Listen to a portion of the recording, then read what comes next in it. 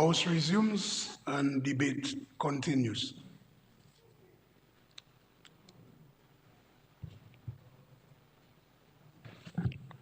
Yes, Honorable Pinard, you may proceed. You are recognized by the chair. Yes, good afternoon, Mr. Speaker, and to the members of this honorable House. Mr. Speaker, my first part is to really just give some response to the acting leader of the opposition, but I see he's not here yet. So hopefully he'll be able to catch my remarks to him on YouTube at a later time. But Mr. Speaker, the acting opposition leader, as he self-dubbed himself, we can all agree that he gave his full support to the budget that was presented here on Friday. He had some suggestions on how we might be able to improve life in the country, of various programs and so on. But generally, he had no objection, he had no problems with anything that was in the budget. The honorable member spent a bit of time speaking about sports and youth.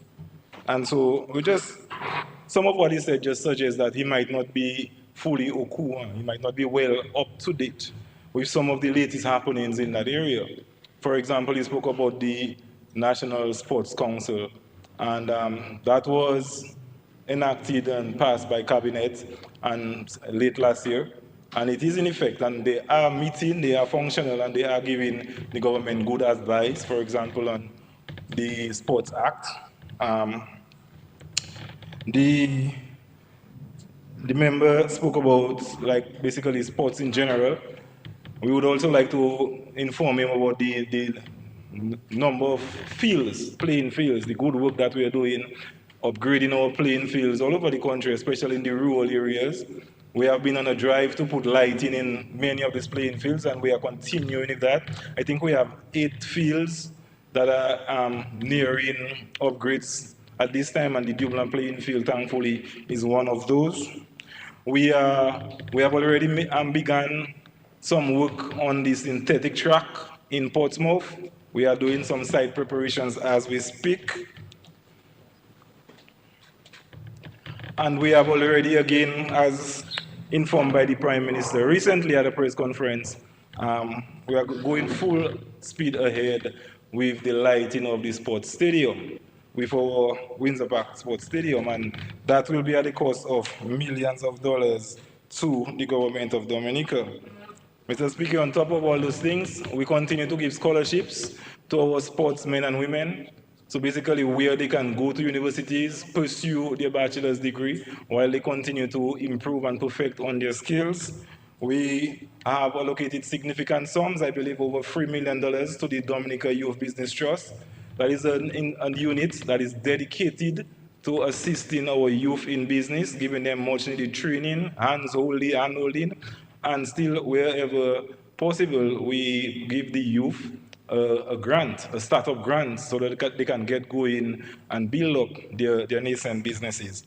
At the Small Business Support Unit, we're also instituting a national apprenticeship program where we will be doing something similar, where we will be giving training, we'll be doing some hand-holding and mentorship to our youth, and we will also be giving some grants to qualifying youth at the end of this program. So, Mr. Speaker, again, we want to thank the member from Marigot for his pertinent and remarks, and we thank him again for his support to the budget. We take note of all his suggestions, and I think we have clarified some of the areas where he might just not have been properly up to date, but he can rest assured that the government is laser focused on education, our youth, and sports, and I think we can see the benefit of that.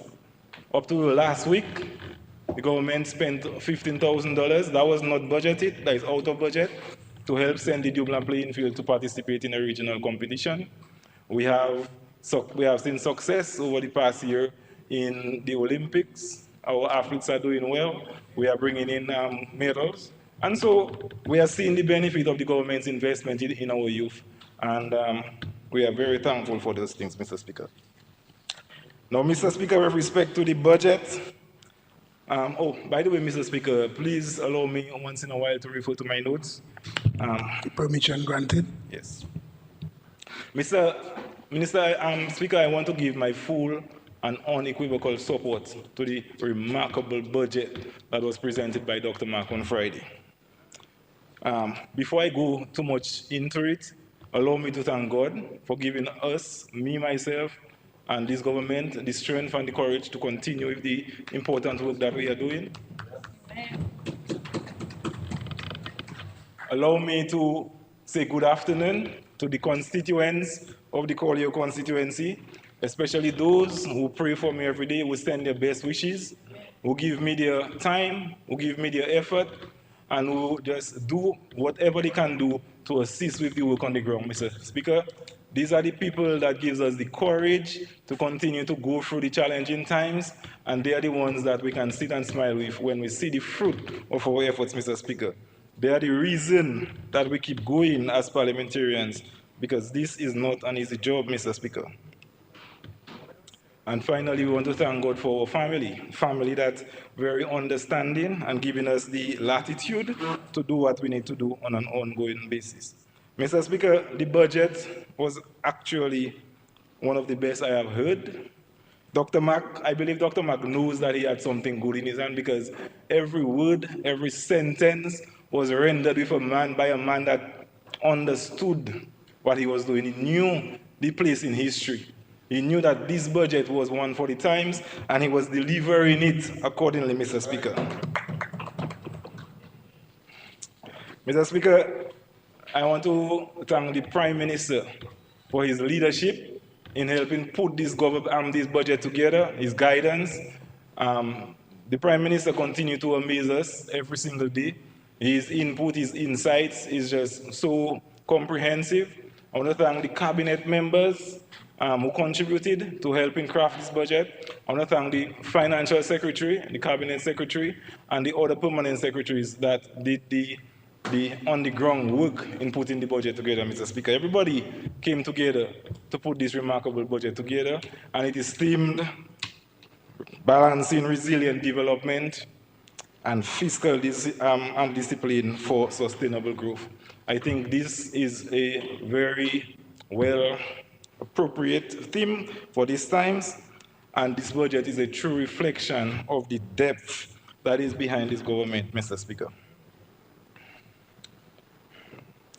Mr. Speaker, the budget is one that shows that this government is in touch with its people, that this government understands its people, that this government is connected and is empathetic to the plight of its people. And this is the government that will do whatever it is within its power to do to help ease the burden on its people, to improve the well-being of our people. Mr. Speaker, we are in challenging times. International events such as the 2008 financial crisis, we have wars, we have pandemics, we have natural disasters, all these things taking place all the time, seemingly at an accelerated rate.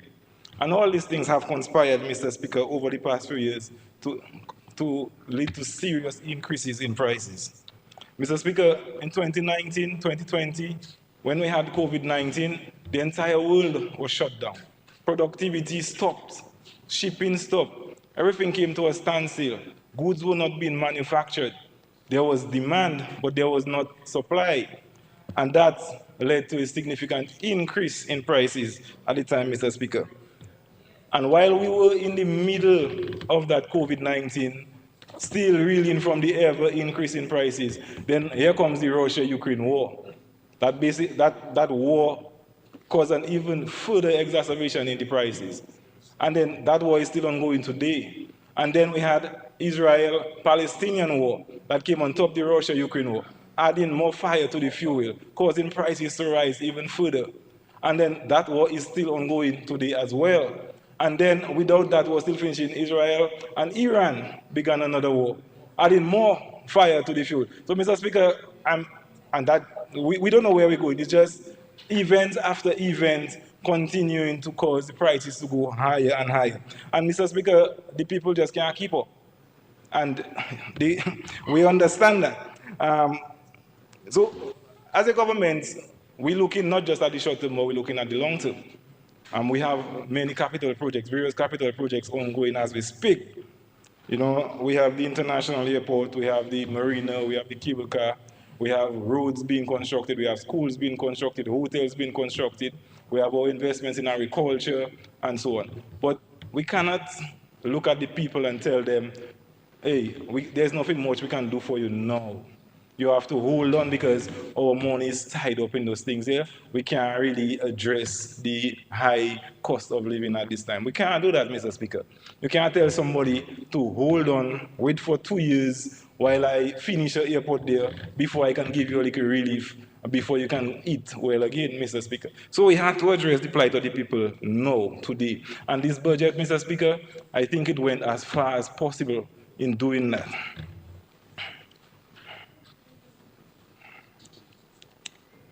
Mr. Speaker, I want to make mention of the additional relief being given to the goods that have been imported, the additional goods added to the no VAT list, and the additional goods added to the no duty list, import duties list. Mr. Speaker, again, these items, they are the bread and butter of what every ordinary family needs to take care of its food needs on an ongoing basis. We don't have no luxury items in there. This is just the basic bread and basket, and I think that the measures will be very impactful in ensuring that families can afford to buy food, can at least to help families afford to buy food and to be able to feed their families. But Mr. Speaker, I also want to take note of the reduction in the excise tax that were being given to the vehicles being purchased that are less than 10 years old. Now, we're not in a time when vehicles are a luxury as much as it used to be before. Vehicles are essential needs right now. Most people live in different areas where buses don't go on a regular basis. But even without that, Mr. Speaker, I don't think anybody can begrudge a family for wanting to have a vehicle. Anybody can want to have a vehicle to just improve their well-being, to be able to take their family out on a Sunday drive, to go and visit some of our natural sites. So, Mr. Speaker, we can't say that you don't need that, that is not a necessity. No, we have to give the support wherever possible. And so I want to applaud the move to reduce the excise tax on the import of vehicles under 10 years, Mr. Speaker. And why is 10 years important? Because it will allow people to be able to afford a younger vehicle. Now, having a younger vehicle, Mr. Speaker, will mean that you will have to spend less on maintenance and you will have to spend less on repairs. And that basically means, Mr. Speaker, more money will stay in your pocket, more money that can go towards offsetting the increase in the cost of living that we're experiencing and that the world is experiencing at this time, Mr. Speaker. Mr. Speaker, we also have to recognize that, like the theme of the budget said, fiscal discipline. We cannot, while we want to do more, for example, we would love to be able to do away with all income taxes. We would love to be able to do away with, any kind of tax on people. Let people be able to hold their money and do what they want with it. We must be fiscally disciplined. And so we understand and we support the reinstatement of the road levy. The road levy was a necessary reinstatement, Mr. Speaker. People cannot expect on an ongoing basis to be always complaining about the potholes, 2 potholes there or there. And I mean, that is nothing compared to what was there before this government took office, Mr. Speaker. Before this government took office, you would not be able to drive a car. Oh, you're driving a car. Before this government took office, your car would be taking blows.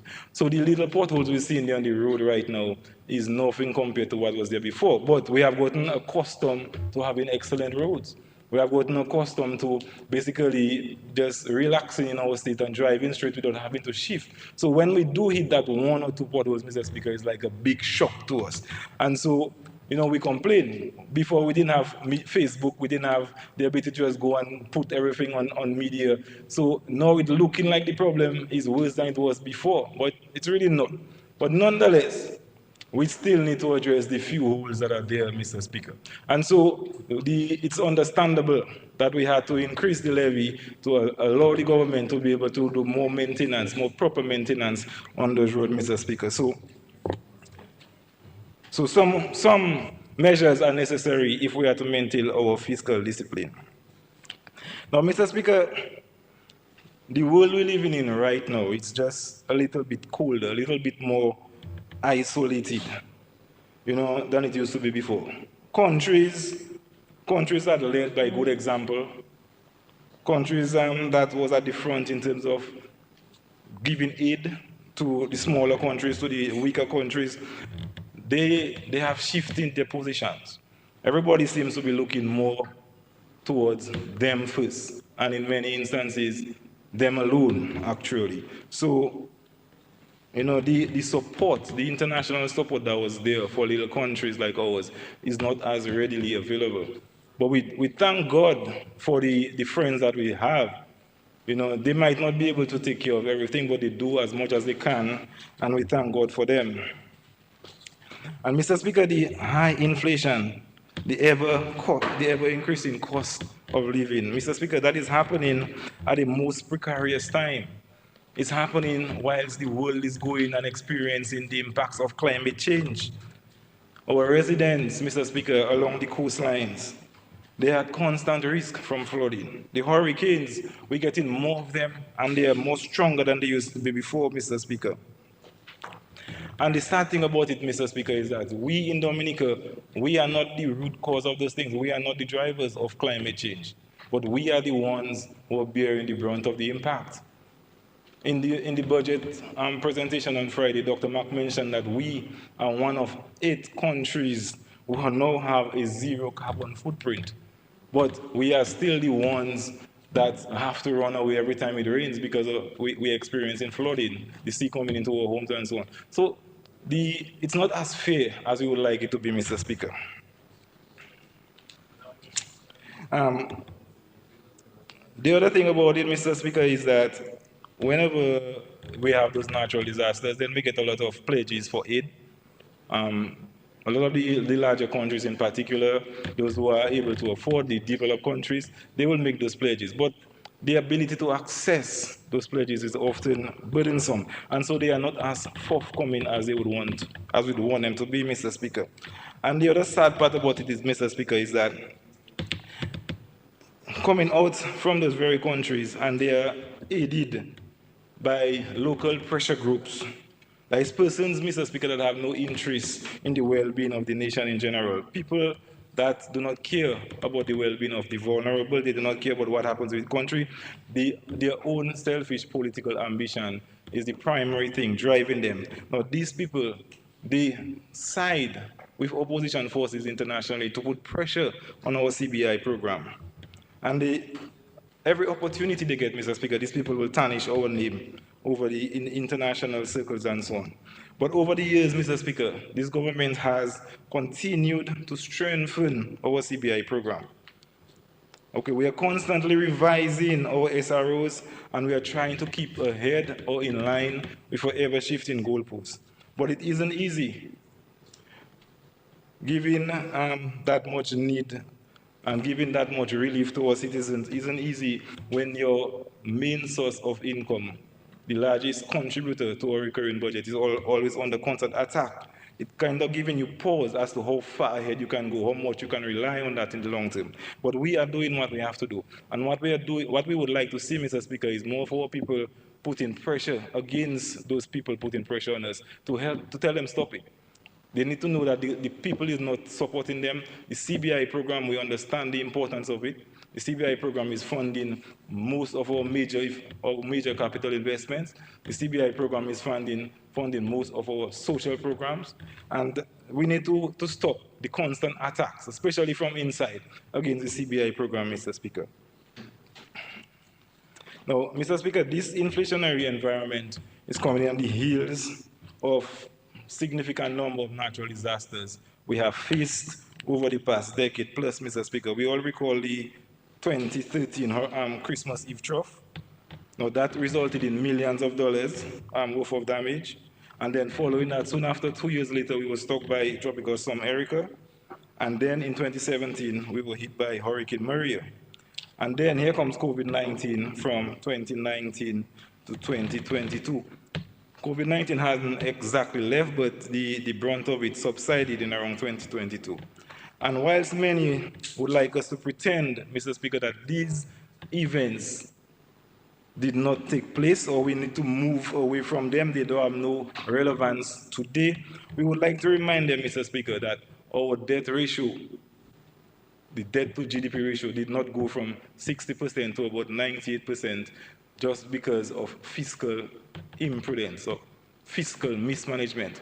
The majority of our debt ratio is as a result of the response, the measures that we take to respond to those natural disasters and those outside shocks, the external shocks that we have been faced with over the past decade plus, Mr. Speaker. And added to that, we need to also remind the public that when this government took office in 2000, it essentially inherited a bankrupt state. So we, as soon as we will put in measures in place to organize ourselves financially, to be able to move forward and build that dynamic, that future Dominica, we are constantly embedded with these natural disasters and these other external issues that are putting pressures, serious pressure on our financial condition. So at this juncture, we are hell-bent on maintaining our fiscal discipline. Our target this year in this budget is to have a 1% primary surplus, and that is we are expected to be targeting a 2% in next year and beyond, Mr. Speaker. So we just want to commend the government for maintaining that focus and for recognizing that the fiscal discipline is essential for us to be able to keep our good rating and for us to be able to afford the capital projects, the social programs, and everything else that will be reliant on our good financial condition, Mr. Speaker. Now, Mr. Speaker, in addition to obviously using the CBI program to fund much of our capital project, our fiscal discipline is exhibited by the fact that, for example, we did not rush ahead to build the cruise village or to do the new cargo port. We knew that this would be expensive undertaking, and these things you cannot go into with debt, and obviously not everything that you want can be funded by the CBI program. So we went ahead and we sought a partner to work with, and we want to thank ABL Development for agreeing to partner with us for the construction of the new cruise village and the new cargo port, Mr. Speaker. Now, whilst maintaining our discipline, Mr. Speaker, and transforming our economy, all right, we are continuing to build the investments that will be the bedrock of the future Dominica, Mr. Speaker. I mentioned earlier the various capital projects that we are currently on building. And on top of that, we have our schools and our investments in education. We have 6 new schools being constructed. We have the Technical Center of Excellence being constructed on the site of the old Goodwill Primary School. We have our ongoing investments in agriculture. And of course, Mr. Speaker, we have our investments in small business.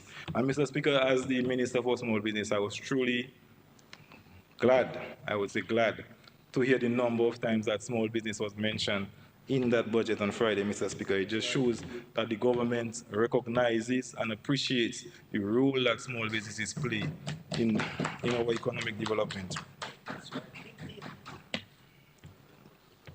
Mr. Speaker, in addition to that, whilst we are going on with our capital projects, the government is continuing with our social programs, Mr. Speaker.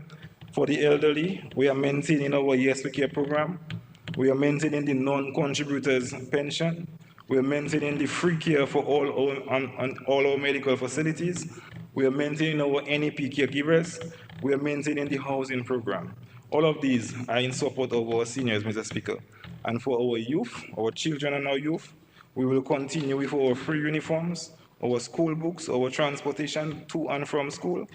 We will continue covering the tuition for our Dominica State College students. We will continue to fund and support the Dominica Youth Business Trust that provides training, mentorship, and financing for aspiring young business owners. We will continue with our university scholarships, our free medical care at government facilities for everybody under 18. We continue with the NEP internships for our youth, where they can gain valuable experience that will position them to get good jobs in the future. And for our low-income families, Mr. Speaker, some years ago, we enacted the NEP program, and we have maintained and we have actually strengthened the beautification program. Mr. Speaker, we can all recall the condition of the roadsides before the NEP program was effected. I mean, we had shrubs and bushes growing along the road, and that was actually very dangerous, Mr. Speaker. But since the enactment of the NEP beautification program, in many parts, especially in my constituency, Mr. Speaker, we have the roadsides looking like well kept and manicured front lawns, Mr. Speaker. And so we all have a great big thank you to say to the NEP beautification teams. But Mr. Speaker, despite all the challenges that we have faced and we have overcome, and all that we are still fighting, and all that we are still trying to overcome, we get the sense that the people do not see or they do not properly appreciate what it took to get us to this point, Mr. Speaker. Mr. Speaker, it takes leadership. It takes strong leadership to get us through our darkest periods. We all felt the weight of loss when so many of our people lost lives during Tropical Storm Erika. Our hearts were shredded when we saw the total destruction from Hurricane Maria. We can all remember the fear when we saw the great potential of lost lives during the COVID-19 pandemic. But we are here today, Mr. Speaker. We have relocated entire communities. We have taken them away from the dangerous zones and brought them to safe and peaceful locations. And before that, before we were able to build houses to relocate them, we bear the cost of renting for them and the cost of supporting them financially, Mr. Speaker. Mr. Speaker, we undertook millions of dollars in investments to house people during COVID-19 pandemic. People who were infected were moved to some of our top hotels. Actually, I heard some people saying they can't wait to get infected because, go and lie down in that AC and enjoy that good food and watch TV. It was just, these people were living the life, Mr. Speaker, at the expense of the government. But that was necessary to ensure that we protected the population from infection, because at that time there was so much uncertainty. No one knew for sure how deadly COVID-19 would actually be. And there was fear that if this thing took hold, Dominica would be in serious problem, Mr. Speaker. And so the government did what it had to do to take care of our people during that time. Mr. Speaker, I think speaking about COVID-19, we can all, I can recall, and I'm sure all of us would be able to recall, when finally vaccines were made available in Dominica. And I mean, that took leadership to get vaccines in Dominica. We don't have any serious research and development labs in Dominica, but we were the first to receive COVID-19 vaccines in the Caribbean, to the point where, Mr. Speaker, we were able to share with our neighbors. Now, Mr. Speaker, you don't get that just by chance. You get that because of great leadership, because of building great relationships, and that is what the Honorable Prime Minister was able to do with India, Mr. Speaker. So, Mr. Speaker, what I'm trying to highlight here is the importance of leadership. And what I'm trying to say is that the people of Dominica must not forget those things. We cannot, now is not the time for us to be fidgeting around with, what if we try somebody else? What if maybe that other person was in charge? And so on. Mr. Speaker, can you imagine if any government other than this Labour Party government was in charge over the past 15 years with all what we have faced? Are we confident, Mr. Speaker, that we would be in this position we are today, where you can go outside and see beautiful houses and see people going to work and see transport driving, and we can enjoy the sunshine, we can enjoy our natural sites? Mr. Speaker, I am not so confident that Dominica would be in the state it is today if we did not have the Dominica Labour Party in charge. And Mr. Speaker, I would shrivel, I would really fear to think about anybody else being in charge if we have to face any of those things in the future, Mr. Speaker. So what I want the Dominican public to know is that, it might sound cliche, but leadership matters. stability matters. And the Dominican Labour Party is the one that gives us that.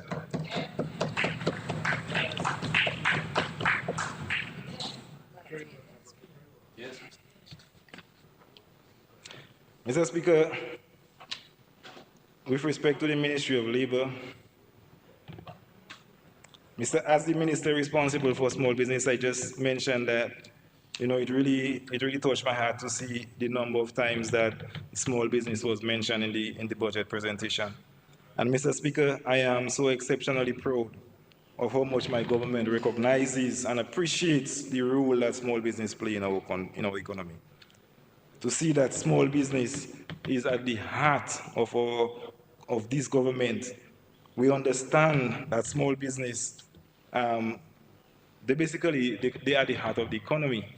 They are resilient, they are innovative, they create jobs. And we are not saying that, Mr. Speaker, in the sense that we always pound in small business to suggest that we do not appreciate big businesses. We understand and we love our big businesses too, Mr. Speaker. Big businesses, they create jobs as well. Big businesses, they drive exports. Big businesses, they provide essential services. But small businesses are the ones we are more passionate to. And big businesses really can't succeed, they really can't do well without a vibrant small business sector, Mr. Speaker. So we are putting our focus on our small business. And the reality of it, Mr. Speaker, is that big businesses can and should be able to afford to do a lot of the things that we as a government do to help support our small businesses. So, to put it simply, they do not need us as much as the small businesses do, Mr. Speaker. I want to just take a moment to just recognize some of the small business owners that that go out every day, Mr. Speaker, and they brace the weather. If you're working for a big business, a bank or a telecommunication company or a utility company, where you have job security and stability, it is you cannot easily understand the experience, Mr. Speaker. You know your salary show at the end of the month, so they cannot easily understand what a small business, the mindset of a small business person, that know they have to get up, go out there every day and do what it takes, because this is what is necessary so that they can earn $1 today to take care of themselves, to take care of their families, to send their children to school, to put food on the table, Mr. Speaker.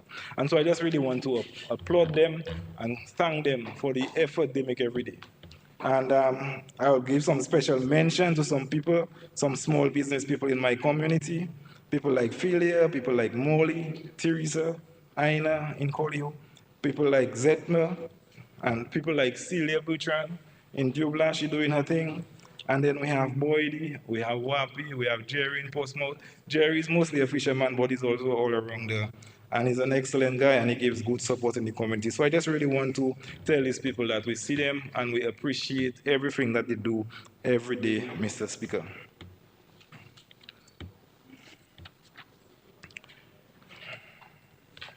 Mr. Speaker, over the past year, the Ministry of Labor and Small Business Development, we entered a period of both transition and growth as we sought to solidify our place as a premier contributor to our nation's development. Frankly speaking, Mr. Speaker, the past fiscal year for us was about putting the right structure in place, strengthening our institutional framework and listening to our partners, and laying the foundation down for bigger and better things to come. Nonetheless, Mr. Speaker, despite this transitionary period, despite this planning and building period, we still delivered significantly on our mandate, Mr. Speaker. Mr. Speaker, all across this nation, small businesses are the hearts of our economy. They are the ones hiring our people. They are the ones circulating cash in our communities. They are the ones innovating and keeping our culture alive through food, through fashion, through craft, through technology and creativity. And this government, Mr. Speaker, recognizes their power, not just as economic participants, but as economic leaders. We know that the average Dominican prefers to take a drink by a bar along some highway or chill out on the boulevard on a Friday night, and than they would go to a fancy restaurant. Generally, people prefer to just go on the get to pull up with their friends, take a drink by watching Colio. You're not gonna get Colio people going to some 5-star or 4-star restaurant like that, Mr. Speaker. So these small businesses is at the heart of our country, it's heart of our culture. And that is why, Mr. Speaker, this government has placed the support to the small business at such high heights. We recognize that they are an indispensable part of our daily lives. The village bar is creating 1 or 2 jobs, Mr. Speaker. You might be able to find some connection or some concussion at a bar that you might not find anywhere else, not just in the country, but in the world. I fondly remember, Mr. Speaker, going to this bar on the Grand Savannah, overlooking the ocean, where I had some kind of a drink that had scorpion in it, that scorpion alcohol. I mean, that was many years ago, Mr. Speaker, but I've never forgotten that. So small businesses, they are innovative. They create new things and they leave lasting memories on their customers, Mr. Speaker. So, Mr. Speaker, that is the little nuances that big businesses are unable to do. When you get a whiskey or black label, it's the same thing all over the world and it's not going to leave any lasting memory. But when you take a scorpion drink, Mr. Speaker, you're going to remember that for the rest of your life. And so that is the little added value that the small business will add, the little spice that the small business added, Mr. Speaker. Mr. Speaker, over the past year, almost $5 million out of the $27.8 million was lent to small businesses through the soft loan facility at the Aid Bank. So effectively, we have only about $500,000 left on that loan, Mr. Speaker. We started off with 27.8. 27.3 has already been committed. We have given loans for 27.3. $25.8 million of those loans have been disbursed. 549 people benefited from those facilities. And so by any measure, Mr. Speaker, that soft loan facility at the Aid Bank was a resounding success. And we really want to thank the management and staff of the Aid Bank for expertly managing and executing that facility, Mr. Speaker. Mr. Speaker, in the past year, at the Small Business Support Unit, we gave 21 businesses receive grant funding, and that totaled $144,000. We processed multiple fiscal incentive licenses that is helping small businesses bring in duty-free equipment, raw materials, appliances, and tools. More than 150 entrepreneurs across the country got trained in areas such as customer service, marketing, HR, financial management. And Mr. Speaker, we didn't just stop there. Our businesses were present and visible at our Tea Village Koyo in 2024. We had our Northern Trade Show in Portsmouth. We sent people to represent us at international expos, like in Venezuela and in China. They were accompanied by staff of the small business unit along with some small business owners themselves. So we were out there showing off our skills, showing off our products, and representing Dominica admirably, Mr. Speaker. Mr. Speaker, we brought business support straight to the people. We provided one-on-one guidance at their place of operations through our hand-holding initiative. We listened to the small business owner, we took notes, and we improved our service delivery. But Mr. Speaker, we have only just begun. Because while we are celebrating our intermittent success, we know that the mission is not yet complete. We still have a lot to do, Mr. Speaker. Mr. Speaker, in this coming year, the government has committed to strengthening the small business opportunity, Mr. Speaker. Mr. Speaker, over the year, we embarked on the mission of filling our vacant position. So the position of Director of the Small Business Support Unit has been filled. We also created 3 new positions. That is the Executive Director of Business Support.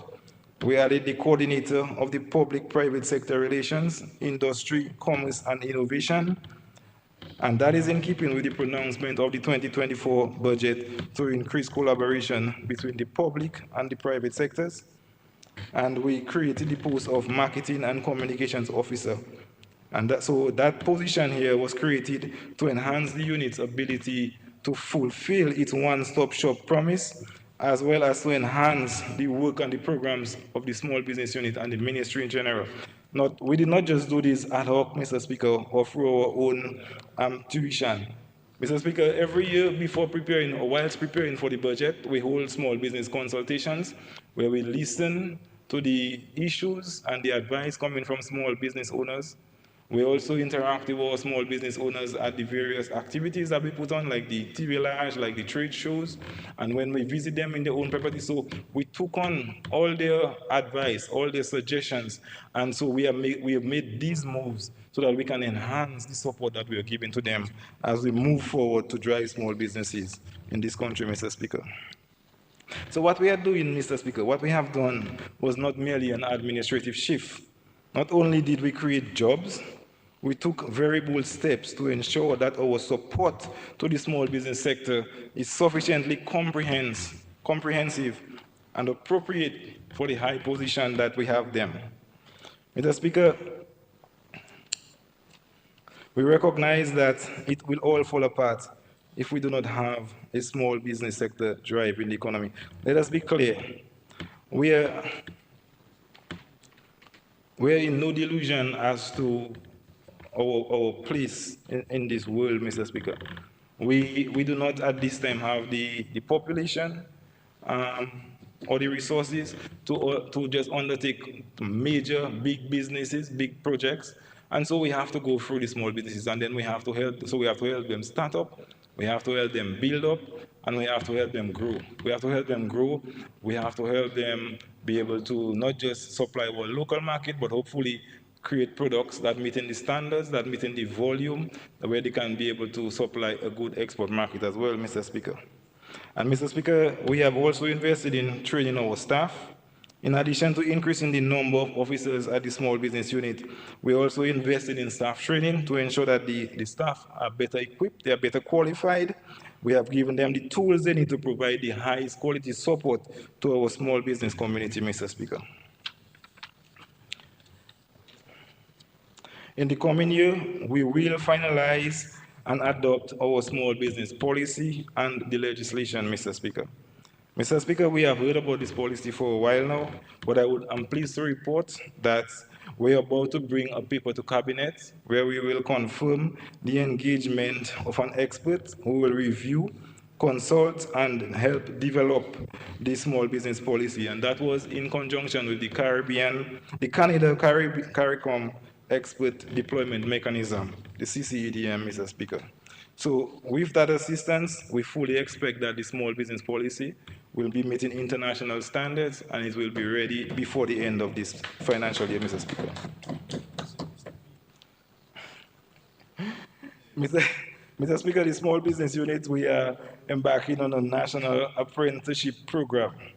Now, that will be a bold and strategic initiative designed to bridge the gap between education and employment.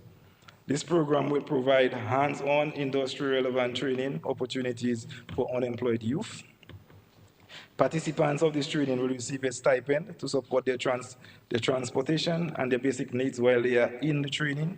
And thereafter, they will also benefit from a grant, and we hope to actively collaborate with the Dominica Technical and Vocational Education Training Program to ensure that skills certificates to the NVQ and the CVQ levels are handed out at the trainings.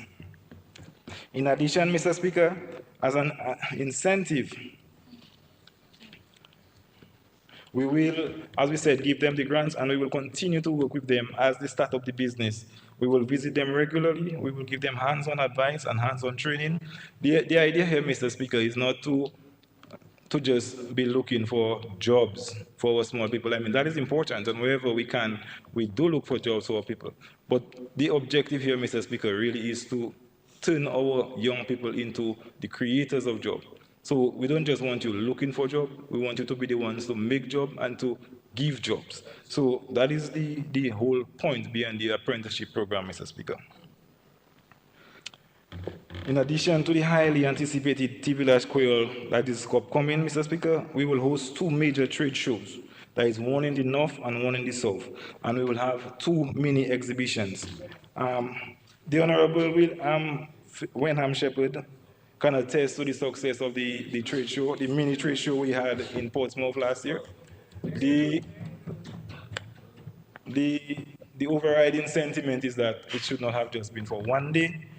Everybody wanted it to be for 2, maybe even 3 days. So we have taken this under advisement, and it is likely this year that the trade show, especially the one in Portsmouth, will be for approximately 2 days, Mr. Speaker.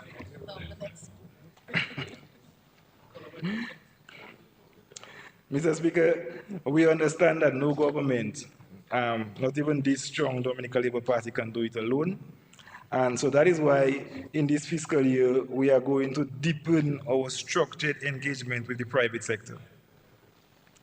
And that will be done through the collaboration, the private-public sector collaboration committee and other national platforms.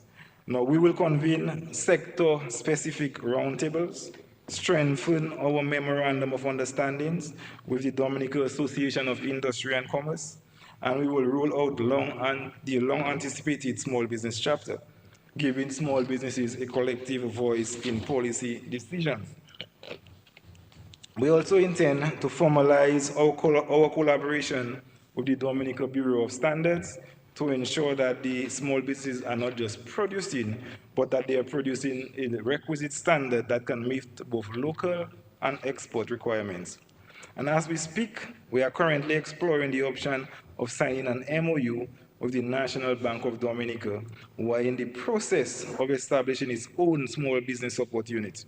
Mr. Speaker, public-private dialogue will be constant, honest, and solution-driven, and this ministry will lead the charge. Mr. Speaker, now considering our expanded mandate, that is why $1 million was allocated to small business support in the budget. So a strategic investment, we are making a strategic investment into Dominica's engine of growth and transformation. Mr. Speaker, in the budget on Friday, the Honorable Dr. McIntyre mentioned the minimum wage. Now that is another area of focus in terms of trying to provide some measure of relief to counter the rising cost of living, Mr. Speaker. As previously mentioned, we understand that times are hard. Goods are much more expensive today, and many low-income families simply cannot afford the higher prices on the shelves. People have to cut back on what they're buying, Mr. Speaker. As a result, and as was informed, the government and through my ministry will be reinstating the minimum wage review board, which will start its works as of the beginning of August, with the expectation that the solutions will be ready to implement by the 1st of October, Mr. Speaker. The order for the minimum wage will will cover agricultural and other unskilled workers. It will cover daily plead, factory and tourism workers. It will cover juveniles, cashiers and receptionists, salespersons, shop assistants with meals, home assistants with meals, home assistants without meals, and home assistants living in. It will cover cooks, bartenders, servers, room attendants, groundsmen, public area attendants, security guards, janitors, and other skilled laborers in the construction sector and handymen. Mr. Speaker, we have heard opposition forces in the public domain irresponsibly speaking about increasing the minimum wage, apparently with little to no regard for how it might impact on the small business or the employer, Mr. Speaker. Mr. Speaker, if we force an unaffordable minimum wage on a small business, it has 2 options. It will either cut back on jobs or it will raise prices to cover the increased expenses. And neither of these are desirable, Mr. Speaker. So what we are hoping to achieve through the review committee is to find that sweet spot, that balance, where we can raise the minimum wage without it being an unnecessary or burdensome on the small business unit. Now, what we are hoping in return, Mr. Speaker, is that with the increase in the minimum wage, with the increase in the pay, the morale of the staff will increase, their productivity will increase, their output will increase, and as a result, sales will increase. So that way, the small business will be able to afford the higher cost without it needing to either lay off people or increase the prices, which will cause further inflation, which will cause more hardships. So, Mr. Speaker, Honorable the member, you yes. have 10 more minutes. Thank you, Mr. Speaker. I should be able to wrap up in that time. So the work that the review committee has to do is exceptionally important at this time, Mr. Speaker, and we wish them good luck with their work. Mr. Speaker, I will move on to give a report on the Collier constituency. Mr. Speaker, without a doubt, I have to say that Labour has been good to the Collier constituency over the past year. Mr. Speaker, I am going to list the various projects and programs that the Dominica Labour Party has undertaken in my constituency over the past year. We have constructed and completed phase 2 of the River Defense Wall in Collier. We have constructed the fishermen's lockers in Biosh at the Biosh Fish Landing site. We have constructed the Dublin Fisheries Building. We have constructed the Dublin Fishermen's Ice Making Facility. We have constructed the Biosh Highway Road Edge Failure Wall. We have done significant works on the Dublin Sports Pavilion. We have had contracts handed out to our small businesses for the construction of boats under the Emergency Agricultural Livelihoods and Climate Resilient Projects, that is the ILCREP. Mr. Speaker, and these are just the major projects. The Collier River Wall, Mr. Speaker. Mr. Speaker, I spoke earlier about our good international friends, and we can't mention the Collier River Wall without thanking the People's Republic of China for funding that wall, Mr. Speaker. Mr. Speaker, the villagers, the people of Collier, has been sleeping, and they will continue to sleep a lot more peacefully, knowing that the river wall was completed right before the hurricane season.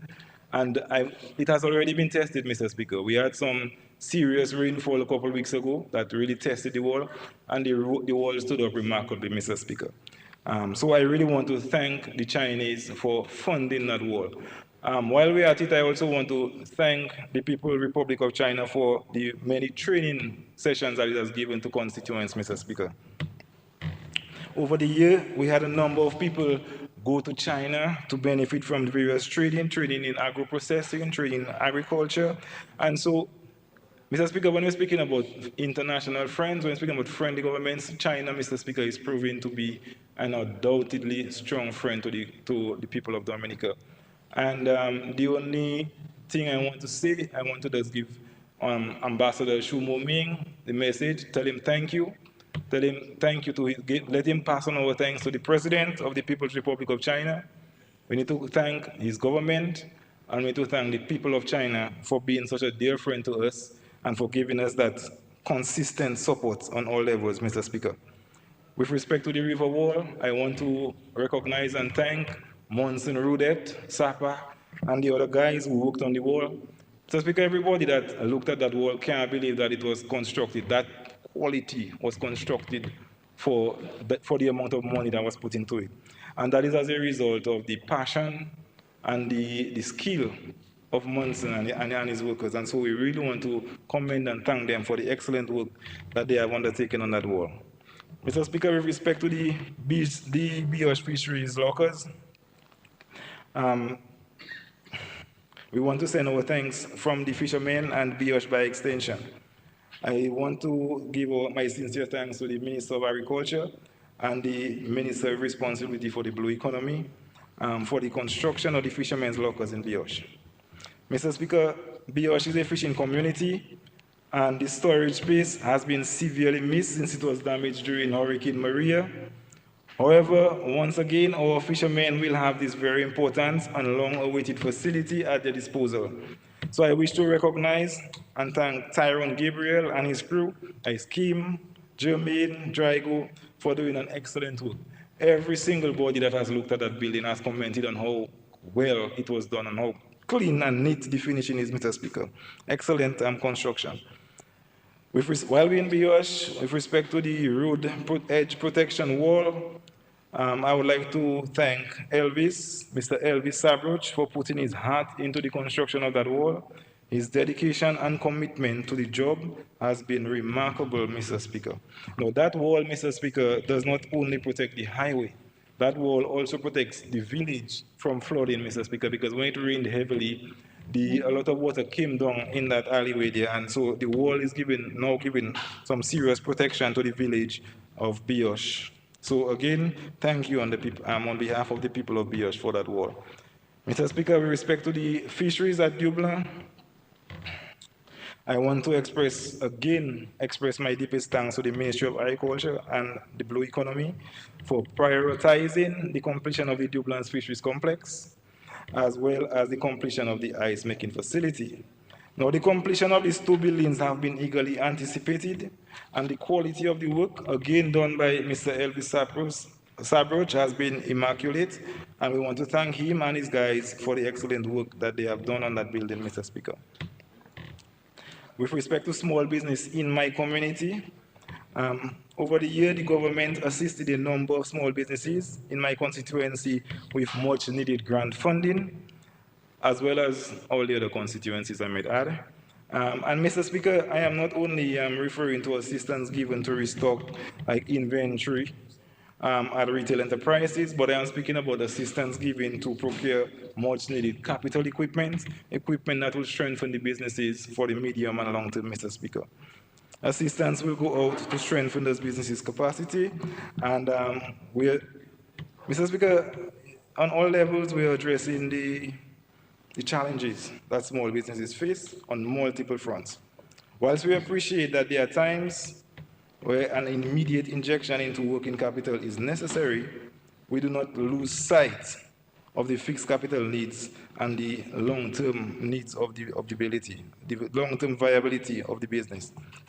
Mr. Speaker, there is a saying that when a man hungry, you can give him a fish, but you also have to teach him to fish so that in the future, when he's hungry, he'll be able to catch his own fish. I don't know if I said that saying well, but I think we get the gist of it. So they're saying, why give a man a fish when you can teach him to fish? But when you're a government, Mr. Speaker, you have to do both. When a man hungry now, you have to give him a fish now, and hopefully you can teach him to fish, so in the future he can give himself his own fish. Mr. Speaker, in my constituency, I want to recognize and thank the Dominican Labour Party for coming to Dubla on June 1st for the 75th anniversary rally. Mr. Speaker, we are particularly grateful for that rally taking place in Dubla. Mr. Speaker, obviously the rally was an unprecedented success politically. I mean, Dubla was red, Dubla was covered with thousands of people, but as the PAL rep, that is not how I measure the success of the rally, Mr. Speaker. I measure the success of the rally. Honorable Member, you have 2 more minutes. Yes.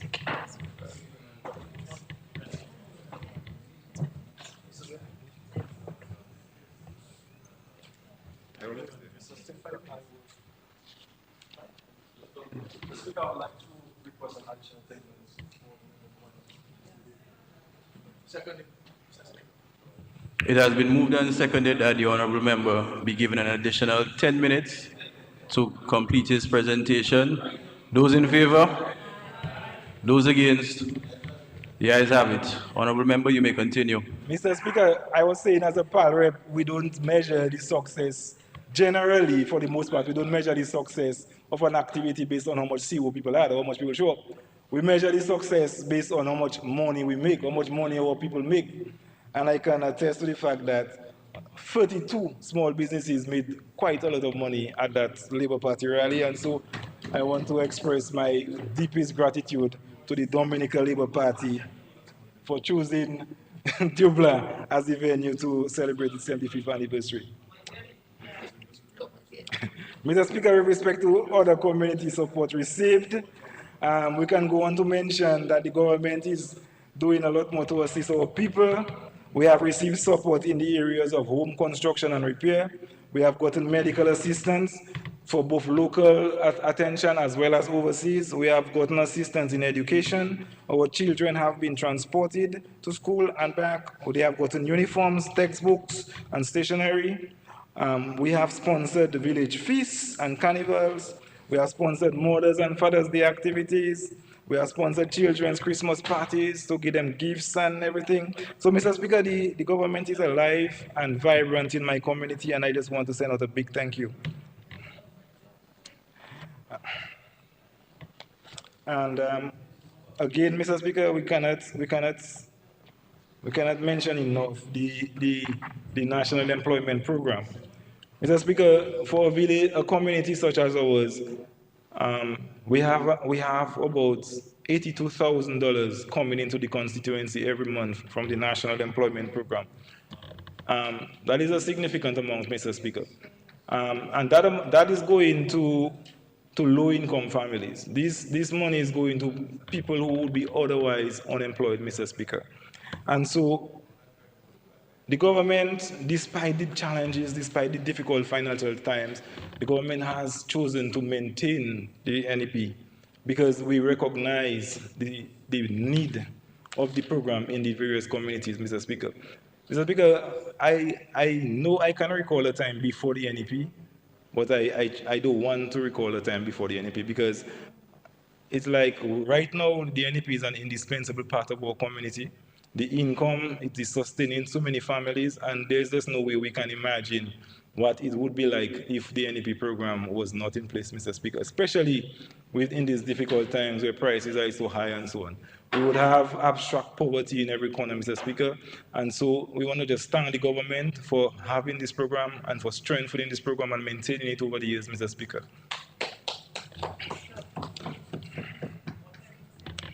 So, Mr. Speaker, in closing, I just want to again reaffirm my unequivocal support for the government's budget that was presented on Friday. The budget shows that we as a government, we are in touch with our people, we remain sensitive to their needs, and we will do so whilst maintaining strong fiscal discipline and still building the bright future that we in Dominica deserve. I say thank you to the Honorable Prime Minister and all others who have participated and all those who have prioritized the Collioure constituency and its constituents over the past year. And finally, I want to thank the staff in the Ministry of Labor and Small Business for their unfettered support over the past year. It is not me that is lifting them up, Mr. Speaker. I must say that it is them that is lifting me up, and I just want to thank them eternally for the support that I get from them on an ongoing basis, Mr. Speaker. We want to God bless the Ministry of Labor, God bless the Collioure constituency, God bless Dominica. Thank you.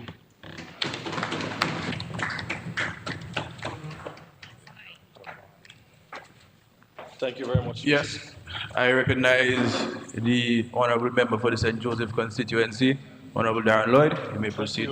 Thank you very much, Mr. Speaker. Let me firstly say a pleasant good day to all of the members in this honorable house. With no exemption, according to my code, I'm from Maradon. So this is a word for the exemption. But seriously, Mr. Speaker, I stand, Mr. Speaker, to first and foremost do what I know to be the honorable thing, the right thing, Mr. Speaker, and that is to support the budget estimates before this honorable house. Mr. Speaker, I want to, as I'm on my feet, to beg for indulgence to refer to my notes intermittently, Mr. Speaker. Yes, permission is granted. Thank you very much, Honorable Speaker. Mr. Speaker, I want to use this opportunity to extend my most profound gratitude to the Almighty Father for his inestimable blessings over my life, Mr. Speaker, and over the lives of my fellow countrymen, Mr. Speaker, for blessing us with a government that cares. Mr. Speaker, I also want to extend warmest greetings to the wonderful people of the greatest constituency in Dominica, Mr. Speaker, the people of St. Joseph, the St. Joseph constituency, Mr. Speaker. I also want to say a pleasant good day to all of my parliamentary colleagues. And Mr. Speaker, in a special way, I want to extend my deepest gratitude to the Honorable Prime Minister for the level of confidence that he has placed in me to be a prudent parliamentarian. Mr. Speaker, I want to, and this is something that I always do, I try my best to reiterate my gratitude every time that I get the opportunity to do so, Mr. Speaker. And I am extremely grateful to serve with a government that is people-centric and that is of the people, Mr. Speaker. Mr. Speaker, this very budget is reflective of the ethos, the needs, and the desires of the Dominican people, Mr. Speaker.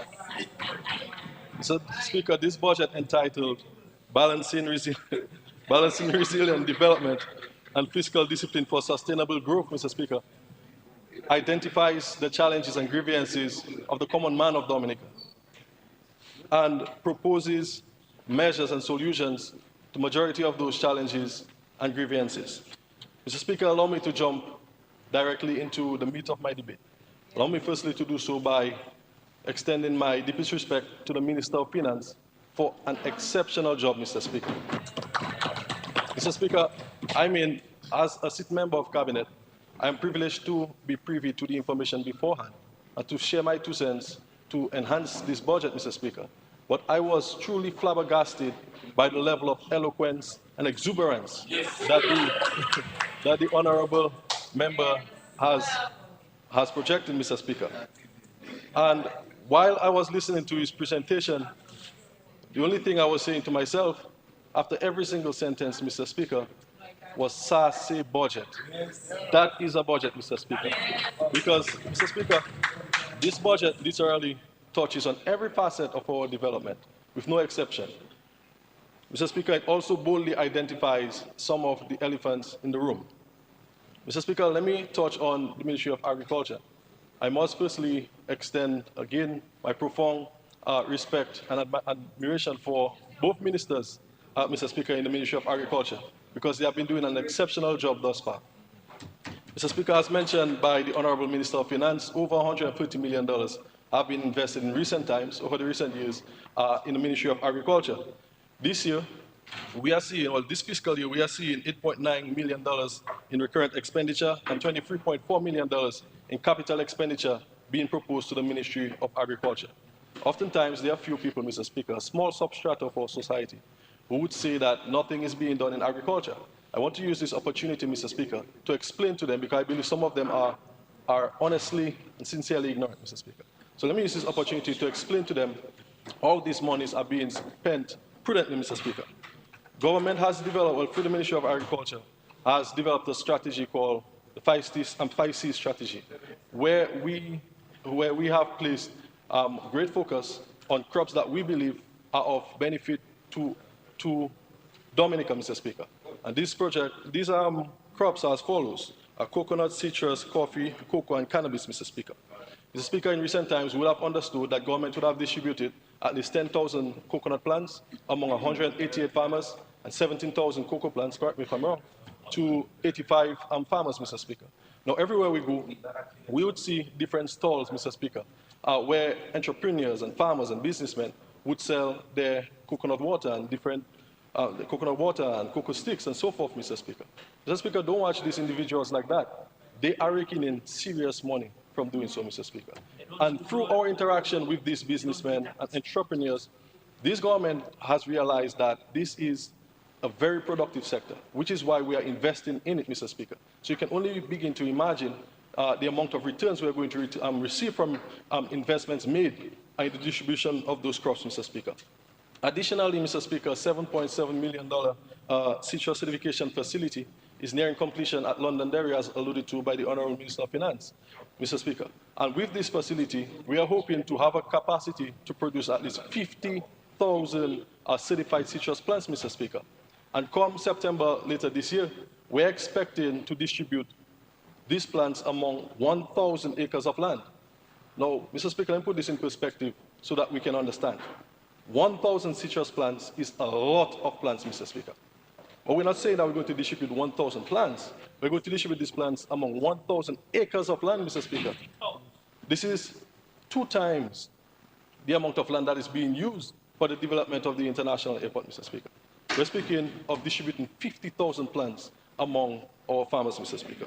So this government continues to make and create the opportunities that our farmers can take advantage of, Mr. Speaker. I must comment on the tissue culture lab, Mr. Speaker, which is now fully staffed and operational. And this facility is being used to propagate a plethora of plants, Mr. Speaker, such as dashing, cassava, banana, plantain, and the list goes on and on, Mr. Speaker. Mr. Speaker, and this facility was given to us by the Chinese via grant funding, Mr. Speaker. So I must use this opportunity to say to my Chinese friends, Fechanganshe women, Jongo Pongyomen. Thank you very much, our Chinese friends. Mr. Speaker, I must use this opportunity to also reaffirm my commitment in supporting the One China's policy and the stance of this government, Mr. Speaker. Recognizing, Mr. Speaker, that there is only but one China, and that is the People's Republic of China, Mr. Speaker, and that Taiwan and Hong Kong are part of the People's Republic of China. Mr. Speaker, it would be remiss of me to not comment on the medicinal cannabis industry. Not because I recreate with cannabis or anything like that, Mr. Speaker, because I don't. But I perfectly understand the benefits of cannabis, Mr. Speaker, as it relates to our health. Mr. Speaker, you would understand well as many members of this honorable House, that unfortunately I would have lost my younger brother earlier this year. Last year, Mr. Speaker, unfortunately, he was hospitalized. During that time, he went for excruciating pain. It was heart-wrenching to watch, Mr. Speaker. After a week or so, he was discharged from the hospital. And I had a conversation with him. I remember being extremely grateful to the doctors and nurses. And I was saying to him, bro, I'm really happy that, your body reacted positively with the medication that you were given. And he too, he was extremely grateful, he was happy. And he said, bro, I also communicated with a friend of mine who would have spoken with a herbalist. And that herbalist put, can I say a concoction? Put a solution together, Mr. Speaker. And long story short, the herbalist would have concoction. Long story short, the herbalist would have placed a drop of some cannabis oil or whatever it was on his tongue. And within a matter of minutes, according to him, Mr. Speaker, he started feeling better. And the young man who was undergoing this once excruciating pain felt little to no pain at all, to the point of being discharged, Mr. Speaker. So I say this to say that Dominica can benefit positively from the medicinal cannabis industry, Mr. Speaker. As we speak, in the first quarter of this year, which means the first 3 months of this year, Mr. Speaker, we have seen Canada being able to rake in $9.1 billion, Mr. Speaker. Not 9.1 billion yuan or RMB, $9.1 billion, Mr. Speaker, via its cannabis industry, Mr. Speaker, addition to its GDP. So that just goes to show that this is a multi-billion-dollar industry. And once we go about things to the vision of this government administration, we are going to be swimming in money, Mr. Speaker. Mr. Speaker, I must comment on youth in agriculture. This government administration, through our very potent Minister of Finance, would have made deliberations about government's intention to make 300 acres of land available to the young people of Dominica, Mr. Speaker. Mr. Speaker, I want to use this opportunity to speak directly to young people of my constituency and to the young people of Dominica. Take advantage of this opportunity. All you need is 4 quarts, Mr. Speaker, $1. That's all you need, 4 quarts. And you would be able to lease 1 acre of land for at least a year, for 5 years, Mr. Speaker. With 4 quarts, you're able to do so, Mr. Speaker. And you would still have the option to extend if you choose. So you take advantage of this opportunity. You receive the citrus plants that we spoke about earlier, and the cocoa plants and the coconut plants from the government. You plant it on the acre of land. If you don't want to do this on a daily basis, you could do it on a long-term basis, Mr. Speaker. You plant your acre of land with trees. Or if you want to get into it full-time, then you plant a short-term crop. But in between, you can plant some citrus crops and some trees, Mr. Speaker. And then you'll be surprised by the level of, by the amount of passive income you'll be able to generate as a result, Mr. Speaker. Of course, I must speak on livestock farming. As we speak, at least $8 million have been invested in livestock recovery, Mr. Speaker. $5.1 million have been invested in rehabilitating the abattoir, the National Abattoir, Mr. Speaker, which is currently in my constituency, contrary to what Honorable Laville will say. It's in my constituency, Mr. Speaker. $5.1 million, Mr. Speaker, to rehabilitate the abattoir. It's set to be completed in October of this year. And we are extremely excited about this, Mr. Speaker. Again, is my admonition to and my encouragement to the livestock farmers to take advantage of this opportunity. You don't have to go and incur additional debt on yourself. You don't have to buy additional equipment. We can, slaughter and process the livestock on your behalf, Mr. Speaker. All you need to do is just provide it to us, and we'll be able to provide you with money, Mr. Speaker. Of course, Mr. Speaker, when we speak like this, and this is just basically the surface of what is going on, all the amazing things going on in the Ministry of Agriculture, and I'm sure both potent ministers will make tremendous mention of what is going on. You can well appreciate, Mr. Speaker, that what we are speaking about when we say $700 million to contribution to GDP by 2030 are not mere dreams, Mr. Speaker. It is indeed practical, because we are dealing with a practical thinking government administration, Mr. Speaker. Of course, I must comment on the environment. I must use this opportunity, Mr. Speaker, again, to extend my most profound and sincere respect to the Honorable Kozia Frederick. Mr. Speaker, the truth is, Mr. Speaker, I don't believe I could be paired with, and I don't mean this in any way, but I don't believe I could be paired with a more inclusive colleague, Mr. Speaker. Over the past years, he has been extremely patient with me. He, obviously, in collaboration with our PS and the staff of the ministry, Mr. Speaker, and very nurturing when it comes to improving my skills and competencies, Mr. Speaker. And I'm very appreciative for the support that you have given to me, Mr. Frederick. Mr. Speaker, of course, we would see in this budget estimate that $49.9 million in capital expenditure and at least $10.8 million in recurrent expenditure is being proposed to the Ministry of Environment. Mr. Speaker, our key focus during this fiscal year is going to be placed on carbon neutrality, forest conservation, climate resilience, and improved waste management, Mr. Speaker. Of course, I also want to extend my deepest and most sincere gratitude to the Honorable Prime Minister for placing his confidence in me, Mr. Speaker.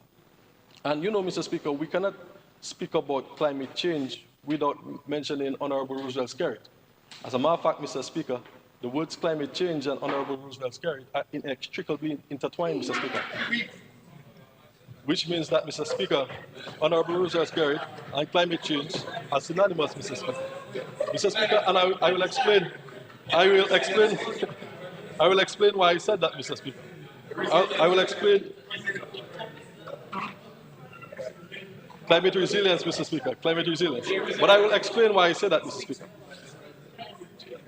Mr. Speaker, in 2016, we have learned that Dominica ratified the Paris Agreement, Mr. Speaker.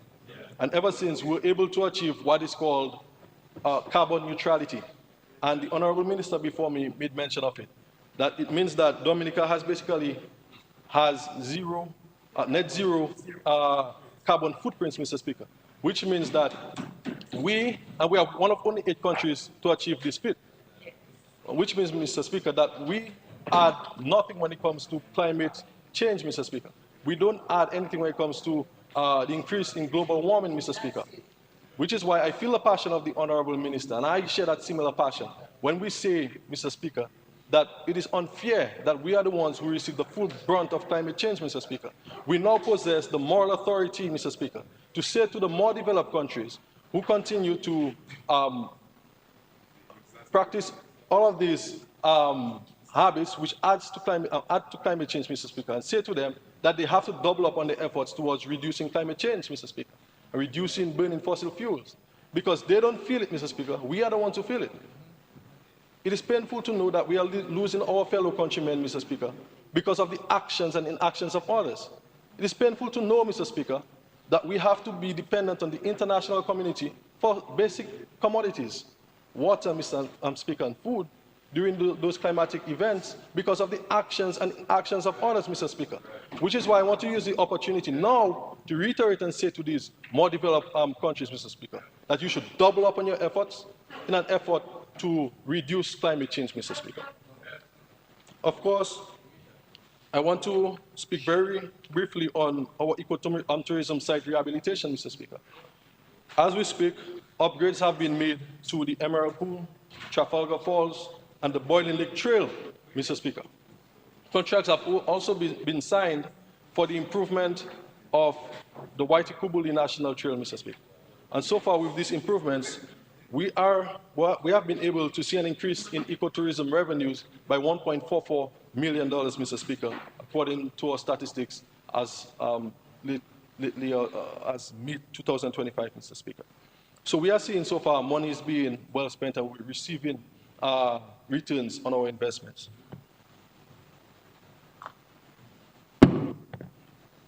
Mr. Speaker, let me also comment on solid waste management. Of course, this government, through the Ministry of Environment, has acknowledged the growing public concern as it relates to garbage collection and garbage disposal.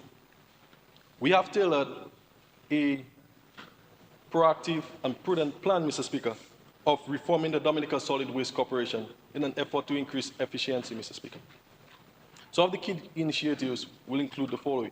First and foremost, Mr. Speaker, we have already procured 6 additional garbage trucks. According to the Minister of Finance, 2 are set to arrive by the 1st of August, and the additional 4 will arrive later this year in October, Mr. Speaker.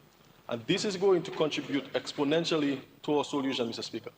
But we should not stop there, Mr. Speaker, because the truth is, it is not going to solve the problem in its entirety. There are a number of considerations of this ministry and this government as to how this issue can be solved. One of the things that we have to also focus on doing is decentralizing the landfill from just stock farm, Mr. Speaker. So we must find an additional landfill, Mr. Speaker. Additionally, we must find a dump site for white goods, derelict vehicles, and tires, Mr. Speaker, because we believe that waste has to be separated, and we want to lead by example. We also want to practice what is called garbage collection decentralization. Now, this is going to entail the empowerment of local authorities, for example, the councils, Mr. Speaker, where we will displace different garbage trucks in different districts. So, for example, we are not of the belief that it is necessarily proactive for residents of the north to wait for the garbage truck while it's collecting rubbish from the south. I believe every district should have its own garbage truck, Mr. Speaker, and this is something that we are proposing to do. Additionally, Mr. Speaker, there must be a call for greater public contribution and education. So in this fiscal year, you will see this ministry out educating the public as to sorting, disposal, proper disposal practices, and the list goes on, Mr. Speaker. So this is something that we want to engage ourselves in doing. Of course, we are going to call on every single individual, and this is a topic, conversation that we're going to have in the near future, Mr. Speaker, to also make their own personal contribution towards garbage collection. Because the truth is, government alone cannot sustain the cost of garbage collection, Mr. Speaker, and there has to be individual financial contributions. And I believe the vast majority of Dominicans can agree to that, Mr. Speaker. Of course, let me comment on the National Employment Program, Mr. Speaker. Again, $30 million have been allocated for the perpetuity of the National Employment Program. Mr. Speaker, let me say to all of the beneficiaries of this program, inclusive of the small businesses, those receiving care, and of course, Mr. Speaker, the interns of the National Employment Program, that the National Employment Program is here to stay, Mr. Speaker. As long as this Dominican Labour Party-led government administration is in office, the National Employment Program is here to stay, Mr. Speaker. Irrespective of the innuendos out there and what is being said, Mr. Speaker, the National Employment Program is going nowhere. It is rapidly becoming one of the productive sectors in our society, which isn't necessarily a bad thing, Mr. Speaker. Of course, it's a brainchild of our Honorable Prime Minister, ably supported by this government administration. Mr. Speaker, also permit me to the courtesy of commenting on constituency empowerment. I am grateful to oversee the fact, this faction of our ministry, Mr. Speaker. Of course, I believe all of my colleagues would be grateful if we were to receive an additional $2,000 from our constituency stipends.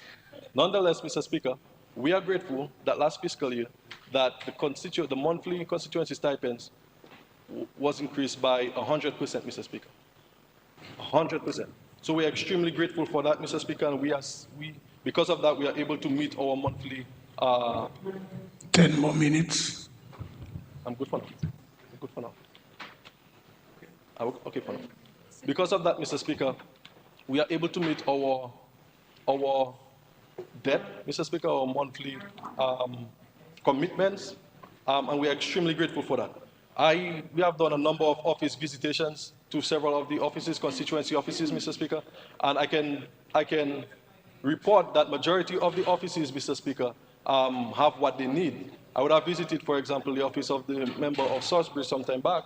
I was extremely happy, Mr. Speaker, to see that her office was well equipped, was well comfortable for her staff and for her constituents, Mr. Speaker, and she's certainly making the most of what she's receiving on a monthly basis, Mr. Speaker. Additionally, obviously, we continue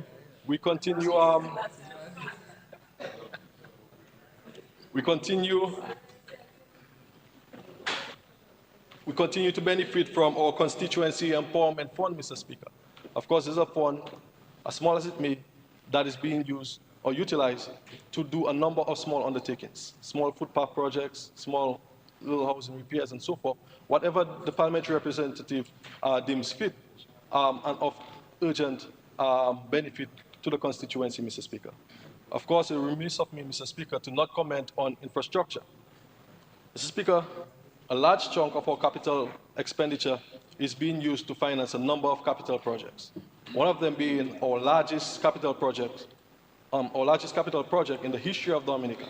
That is the International Airport Development, Mr. Speaker. Mr. Speaker, and the truth is, I don't believe that the common man really understands how profound this project is and how impactful it's going to be for every one of us, Mr. Speaker. I say this because the other day, for example, I was driving for a meeting at Woodford Hill, and I was accompanied by one of my constituents, Mr. Speaker. And we were traversing along the road, the Wesley Road, where the International Airport project is taking place. And he is looking at the left side of the project, Mr. Speaker. And he is saying to me that this is such a great project. I cannot believe such a big project is taking place in Wesley, and this is the first time I'm seeing it. And he was literally in awe, Mr. Speaker, at the amount of land that is being used to develop this project, Mr. Speaker. And I explained to him, yes, you know, great work is going on and so forth, and we're driving. And then afterwards, he turned to the right side, Mr. Speaker, and he said, what is going on there? So I told him, this is also the same project. And Mr. Speaker, the guy almost fainted. He was flabbergasted, speechless, that such a big portion of land is being utilized, Mr. Speaker, to with the International Airport project, Mr. Speaker. Mr. Speaker, I say this to say, we are going to benefit exponentially as a result of the completion of this International Airport project. And to be frank, Mr. Speaker, I believe that every single Dominican needs to ready themselves for the opportunities this is going to give birth to. Because this is $1 million investment, $1 billion investment that is being made for the people of Dominica, Mr. Speaker. Mr. Speaker, we spoke about, and one would only begin to imagine, especially in these financially trying times that the world is going through right now, Mr. Speaker, you would believe that government is only spending money on this capital project, Mr. Speaker. But that, in fact, is not true. Because we have what is called coherent leadership, Mr. Speaker, we are also doing a number of huge projects, inclusive of the marina, Mr. Speaker, inclusive of the cable car project, which is nearing completion, Mr. Speaker, which is inclusive of the geothermal plant, which is being developed, Mr. Speaker, ably led by our Honorable Minister of Foreign Affairs, Mr. Speaker, inclusive of inclusive of the 7 schools which are being constructed, Mr. Speaker, and the roads which are being done, Mr. Speaker, the hotels, and all of these things are being done concurrently, Mr. Speaker, with the International Airport project. Mr. Speaker, it's not as easy as it seems. But this government administration, with the leadership of our government, makes it look easy, Mr. Speaker. That is because of the relationships that he has been able to foster over the years. And this is what the world requires now, Mr. Speaker. The world does not require any 50-50 sort of thing, Mr. Speaker. What the world requires is experienced leadership, Mr. Speaker. And we have seen our leader took us out of many unforeseen situations, Mr. Speaker. For example, COVID-19, Tropical Storm Erica, Maria, and the list goes on and on. And that is what Dominica requires at this time. We see our Honorable Prime Minister, Mr. Speaker, as a bridge to our economic prosperity. And every single member on this side of this Honorable House, with no exception, all stand in total solidarity with our Honorable Prime Minister, Mr. Speaker. As a matter of fact, Mr. Speaker, we have all committed to be the pillars to support that bridge to economic prosperity and economic development, Mr. Speaker. I that say that, Mr. Speaker. Yes. It's a Senjo thing. It's a Senjo thing, Mr. Speaker. Mr. Speaker,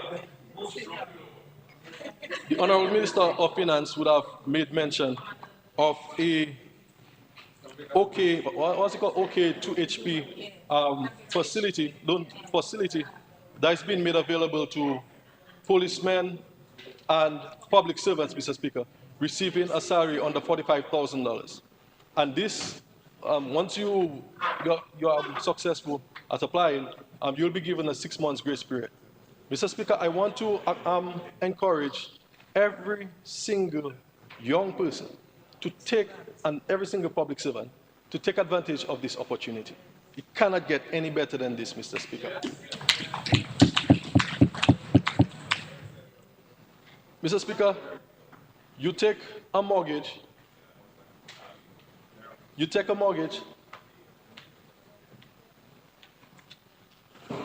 Mr. Speaker, I move that the honourable member be given an additional 10 minutes.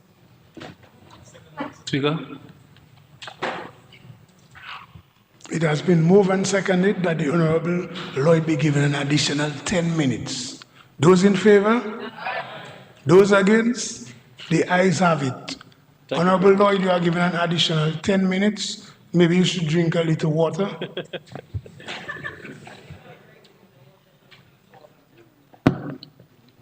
Mr. Speaker, sometimes I get excited when I speak about the great works of the Dominican Labour Party.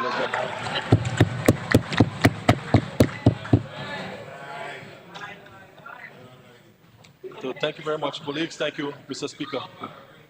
Mr. Speaker, so speaking about this loan facility, Mr. Speaker, I believe every public servant should take advantage of this if you don't own a home. So if you want to own a home, this is the perfect time to do so. If you don't want to own a home, you should still take advantage of the opportunity. We're talking about 2%, Mr. Speaker. My encouragement is that you take a $400,000 mortgage, Mr. Speaker, use $70,000 from that to purchase at least 10,000 square feet of land, Mr. Speaker.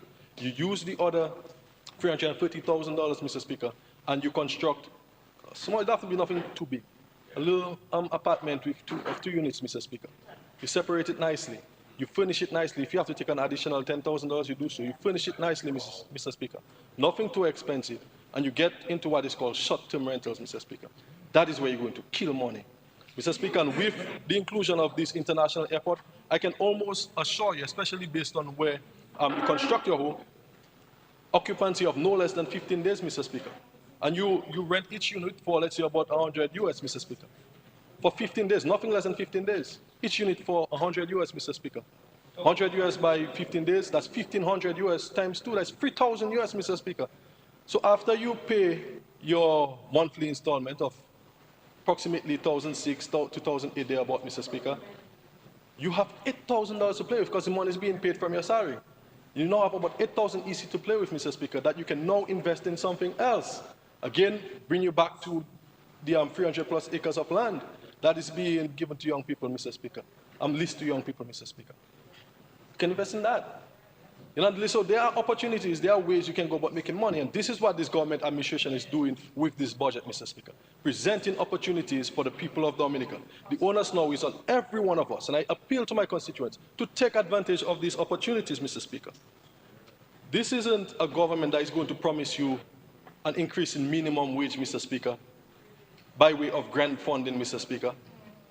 We're not going to promise you that we're going to ask our partners and friends and friendly governments to give us money to meet an increased recurrent expenditure, Mr. Speaker. That is not what we're proposing. We're not going to lie to the people of Dominica like that. We are proposing, Mr. Speaker, working governance, Mr. Speaker, working leadership, working measures that is going to be in the best interest of every single Dominican.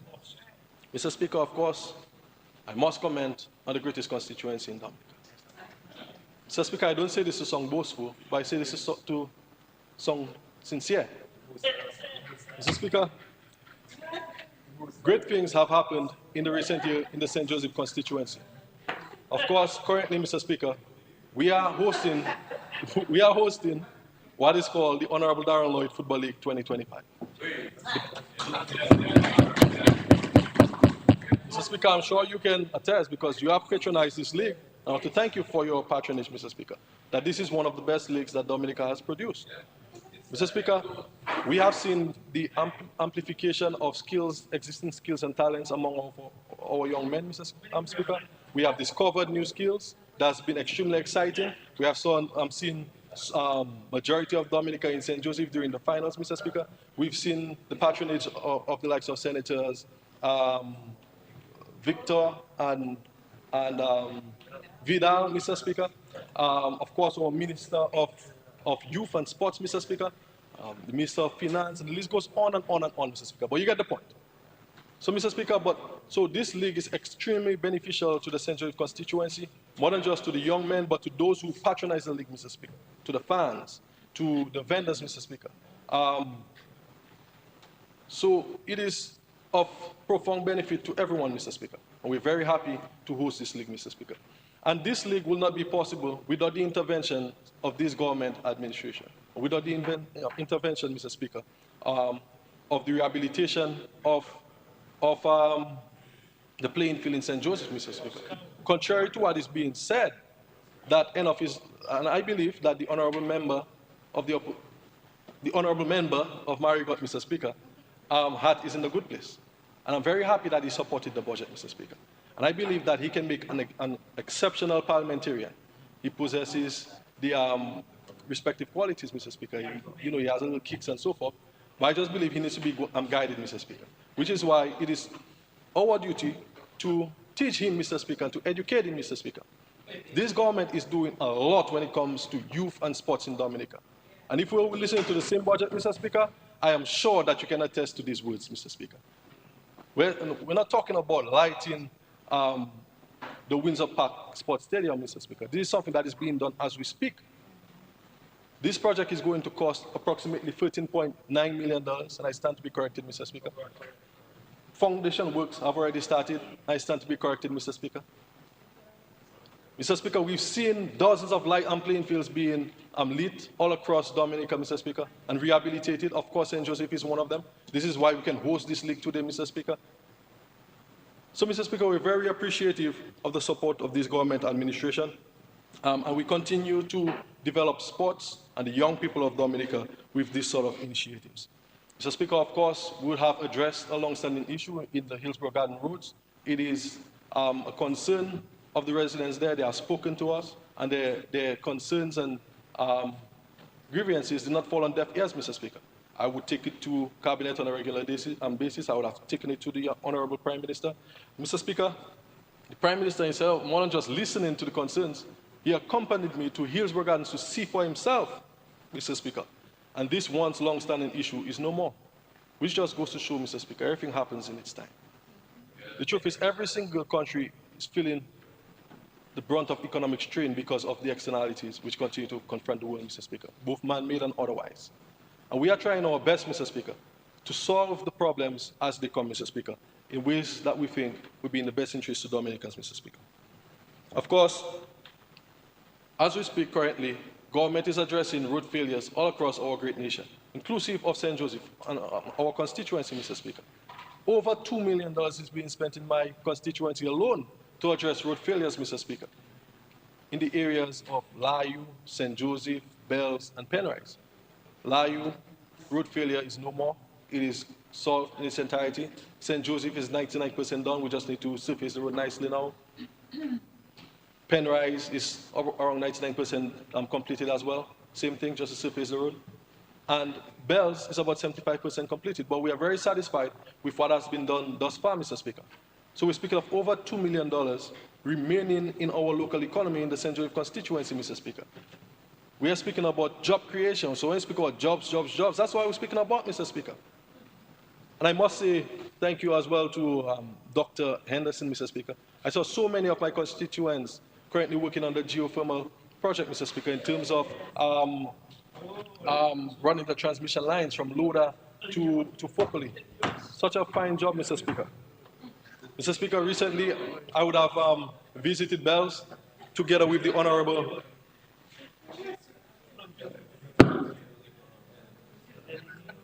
Mr. Speaker, recently I would have visited Bells together with the Honorable Prime Minister and a number of my colleagues, where we visited a few critical areas in Bells, Mr. Speaker. And I must extend my deepest gratitude to the residents of Bells. I think they are some of the finest and most patient people in all of Dominica, Mr. Speaker. So we would have visited the playing field in Bells, and the Prime Minister would have given the commitment, myself and the Minister of Sports would have given the commitment to rehabilitate the Bells playing field, Mr. Speaker.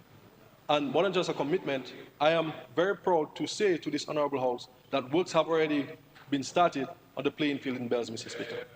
It has been graded. Mr. Speaker.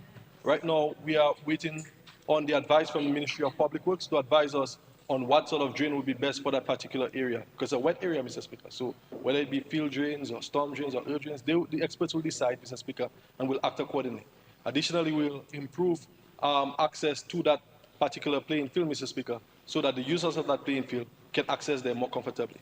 Following the playing field, we visited the health center in Bells, Mr. Speaker, where again commitments were made.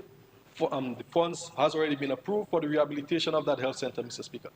Additionally, more than just rehabilitating the health center, we also look to expand the Bells Health Center because we understand how profoundly important it is to the residents of Bells and the Dominican citizens. Because Bells, this health facility, is in a centralized area.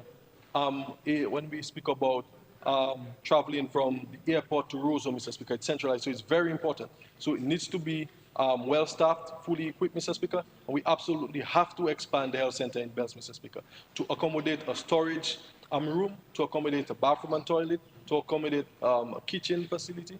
The list goes on and on. So we're very happy for the commitments and the funds that have been approved through the Prime Minister and the Minister of Health, Mr. Speaker, on behalf of the people of Bells. So we're very happy for that. Mr. Speaker, we would have visited the Glogomere Road. Again, another long-standing issue. 3 more minutes. What? 7. Mr. Speaker, I move that the Honourable Minister be granted an additional 10 minutes. It has been moved and seconded that the Honorable Lloyd be given an additional 10 minutes. Those in favor? Those against? Honorable Lloyd, you are given an additional 10 minutes. Thank you very much, Mr. Speaker. So we have visited the Glogomere Road, Mr. Speaker. Again, I said another long-standing issue. And we listen to the concerns of the people. And more just listening to the concerns, we have committed to the people of Bells that this road too is going to be addressed in its entirety. Within the next coming weeks and months, works can be expected to commence and be completed, Mr. Speaker. And that one's long-standing issue is going to be no more, Mr. Speaker. In terms of Miro, Mr. Speaker, recently we would have conducted what is called a Miro community cleanup, where we saw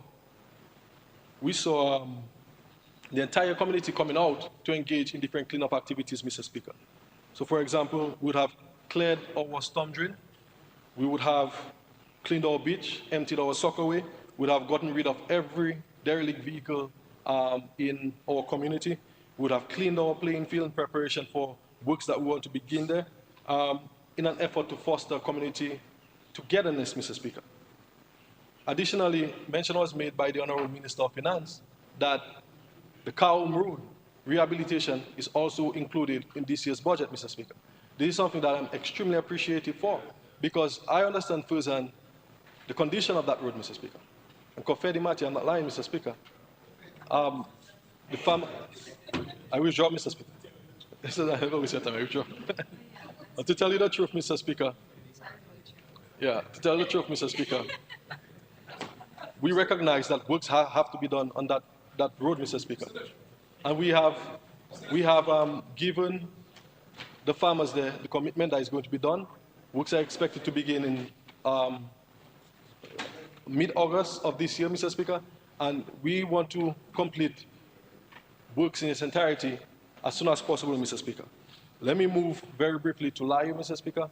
Layu remains one of the most profound communities of my constituency, Mr. Speaker. It's a community that I hold extremely dear to my heart. We are grateful to the Ministry of Agriculture, Mr. Speaker, for utilizing one of our very own, that is Mr. Brittany Carrett, to meet government's objectives and goals as it relates to the creation of fiberglass boats, Mr. Speaker. So we've benefited from that and also benefited from boats ourselves, Mr. Speaker, which we are very grateful for. So more than just assisting government to reach its target, Mr. Speaker, Mr. Carrett was able to also train young men of Layu in the process, which is an additional win for us in the Senator constituency and the Layu community, Mr. Speaker. Additionally, of course, mention was made of the Niba Road in Layu, Mr. Speaker. That is going to be rehabilitated as well. I know the farmers there are extremely appreciative of that, Mr. Speaker. It is going to help us enhance our productivity in that particular area, and I can tell you, Mr. Speaker, it's an extremely productive area. But, Mr. Speaker, I really just want to sum up everything that I've said, and if you hear anything that I said, Mr. Speaker, I want you to remember that I wholeheartedly espouse the budget estimates before this honorable House, Mr. Speaker, and this Dominican Labour Party-led government administration under the leadership of Prime Minister Dr. Honorable Roosevelt Skerrit, Mr. Speaker, is the best thing that has ever happened to Dominicans. I thank you, Mr. Speaker.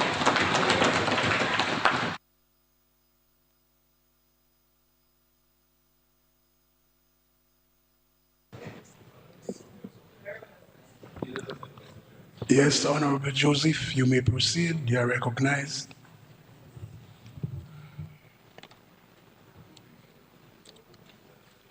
Mr. Speaker, honorable members of this august House, fellow Dominicans both at home and throughout the diaspora, and to the beautiful people of the Paybush constituency, good afternoon.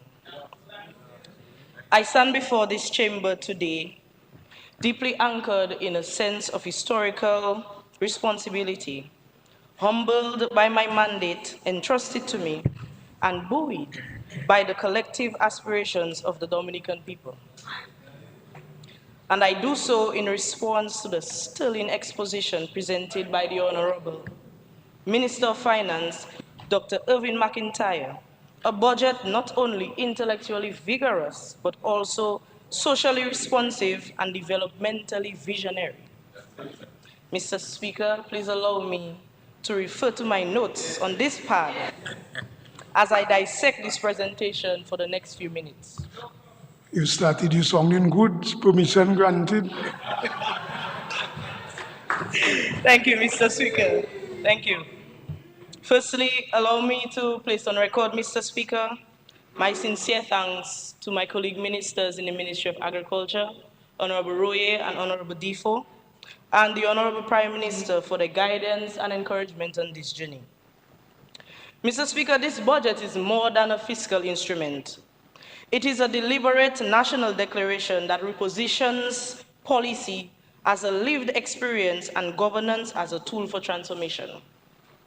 It reaffirms a critical premise that our strategy of people-centered development is not aspirational, but it is operational. Simply put, Mr. Speaker, it is working. Mr. Speaker, we see the empirical manifestations of our policy interventions across the island, from the artisanal farmer who contemplates regional exports to the small-scale processor whose productivity has surged through state-enabled equipment support. We observe it in every child, in every elderly who now walks on paved footpaths and eat healthy meals daily. These are not abstractions, Mr. Speaker. They are tangible outcomes. But, Mr. Speaker, let me speak a little more to my responsibility in the Ministry of Agriculture. And everybody know what that is, right? Agro-processing, right? Right. Youth in, um, youth in agriculture and agriculture at schools. Mr. Speaker, we are advancing a value-based agricultural economy, a sector that lies on the confluence of agriculture, innovation, and enterprise. As the Parliamentary Secretary, I can attest that agro-processing constitutes a cornerstone of our evolving national economic identity. Mr. Speaker, teas, oils, sauces, creams, soaps, liquors, even plantain chips, delicacies, and so much more. This fiscal year has produced material results. 55 agro-processors have been upskilled in critical areas such as hazard analysis and critical control points standards, safe packaging, and label protocols. 120 out of 250 processors have satisfied the criteria for targeted equipment and cash interventions. Mr. Speaker, just a few days ago, 29 processors were handed cash grants to invest in and continue to grow their businesses. Mr. Speaker, not $500, not 6, not 7. Mr. Speaker, 10,000, 15,000, 20,000, 22,000, 30,000. Larger shesh, according to my constituent. Mr. Speaker, a diverse array. Translate Laja Shesh. Larger shesh means dry cash, dry money. So the cash dry. Cash dry, not wet, dry. Mr. Speaker, a diverse array of functional food and wellness products, including coconut derivatives, CMOS blends, turmeric concentrates, and honey infusions, have benefited from technical assistance. Strategic partnerships with multilateral organizations such as ICA, FAO, WUSC, and the Caribbean Development and World Banks have facilitated knowledge transfer, capital infusion, and laboratory-backed innovation. Special mention of the Chinese Technical Mission, who continue to support and advance our mission for this sector. Mr. Speaker, these successes constitute the scaffolding of a larger ambition. And I don't have to do the maths I did a couple years ago, but Mr. Speaker, I will just say our goal of reaching $700 million contribution to GDP in agriculture is not impossible, and we are well on our way. Mr. Speaker, we are actively pursuing the conceptualization and establishment of the National Agro-Processing Innovation and Production Hub. This facility will offer a vertically integrated platform encompassing 1, certified small batch production zones, a shared service model for packaging and bottling technologies, continuous professional development in export compliance, digital branding and global trade facilitation, and access to climate-resilient logistics and storage infrastructure. Mr. Speaker, we envision Dominica as a Caribbean leader in climate-smart agro-industrialization, where each export of each product bears not only economic value, but cultural narrative. Mr. Speaker, not too far ahead, we will embed agro-processing literacy within the secondary and tertiary education curricula, design specialized entrepreneurship labs for rural women and youth, promote cooperative governance models, and standardize regionally recognized certification systems to facilitate external market penetration. Mr. Speaker, I'm an agro-processor, and I can safely say that agro-processors are no longer marginal actors. They are catalysts of industrial diversification and rural revitalization. Mr. Speaker, we have made great strides as it relates to our cannabis industry. and my senior minister will elaborate on this a little more. But all I will say to the youth, to the processors, and to the innovators is to get ready. Mr. Speaker, it is axiomatic that national transformation must be intergenerational. Through the National School Agriculture Education Program, over 1,400 students across more than 500 institutions are being instructed in sustainable cultivation, value addition, post-harvest technologies, and agribusiness modeling. Mr. Speaker, this government continues to place significant emphasis on youth engagement in agriculture, recognizing the vital role in reshaping our food and economic security. During 2024-2025, Mr. Speaker, the National Agriculture Education Program remained instrumental in promoting agricultural literacy among young people through school grants, school gardens, 4-H clubs, feeding programs, and hands-on activities in sustainable farming. Over 20 schools benefited from our seedling distribution and technical support. Very, very, very importantly, Mr. Speaker, in February of 2024, the National Association of Youth in Agriculture underwent reform to deepen youth involvement by expanding training, leadership, and entrepreneurial opportunities. Youth also gained regional exposure through participation in key forums in Antigua and Costa Rica. And Mr. Speaker, as we speak, 2 members of NIA are attending the Climate Smart Agriculture Workshop in St. Lucia. Mr. Speaker, 300 acres, 1 acre, $1 per year.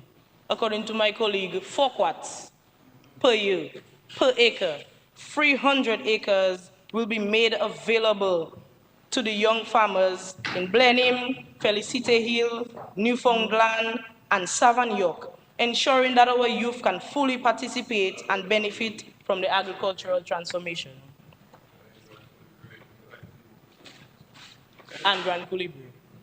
Mr. Speaker, it is safe to say that this budget continues to accelerate several nation-building infrastructural investments. The International Airport Project, now under active development, more than 40% complete, and will recalibrate our logistical relevance and attract high-value tourism and trade. The cable car. This project exemplifies ecotourism advancement while preserving environmental sanctity. The geothermal plant, upon completion, will significantly reduce dependency on imported fossil fuels and stabilize long-term energy costs. Honorable Henderson, I didn't hear you. Yes? Yes, okay. The Portsmouth to Hatton Garden Road project will integrate the rural northern production zones into regional markets, facilitating economic spillovers.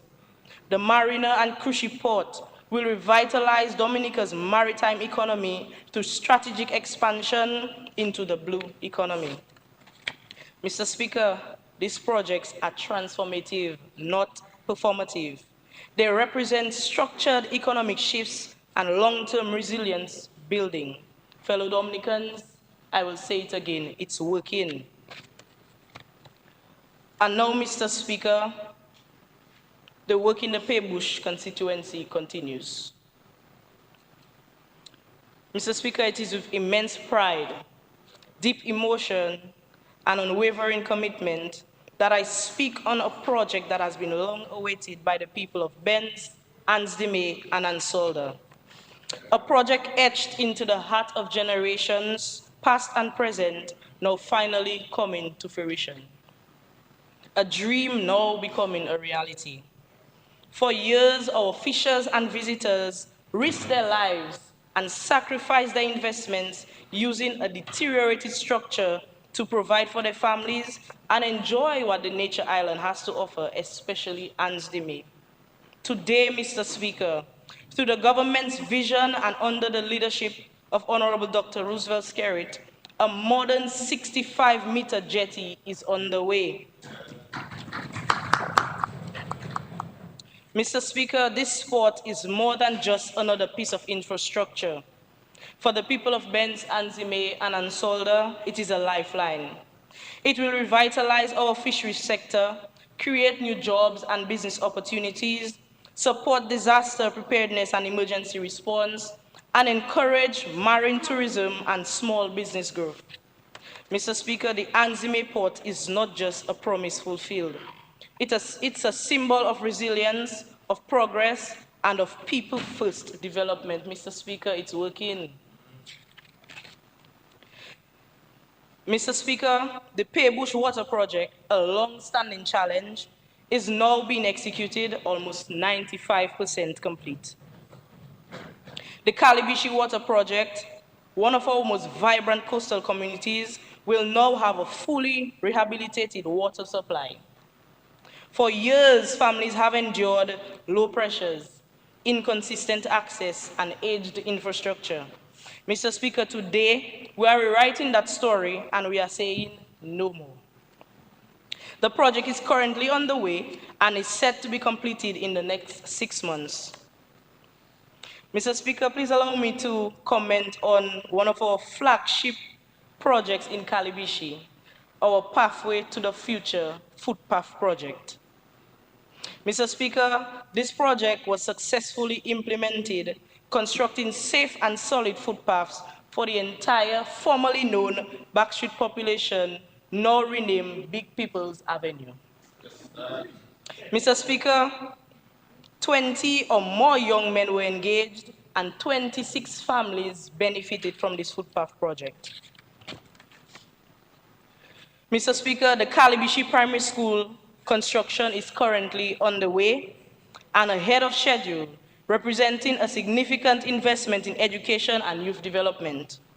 This facility is designed to provide a safe, modern, and nurturing learning environment for our children, equipped with smart classrooms, sanitization blocks, and recreational spaces. Mr. Speaker, this project is not just about concrete and steel. It is about cultivating minds and creating future leaders in the very heart of this rural community. In addition to the school itself, Mr. Speaker, the project includes the complete rehabilitation of the Calibishi playing field to be outfitted with new spectator stands, lights, changing rooms, and restrooms. Lands have been acquired, estimates have been prepared, all engineering measures assessed, and final preparations are now underway to begin this crucial and complementary initiative.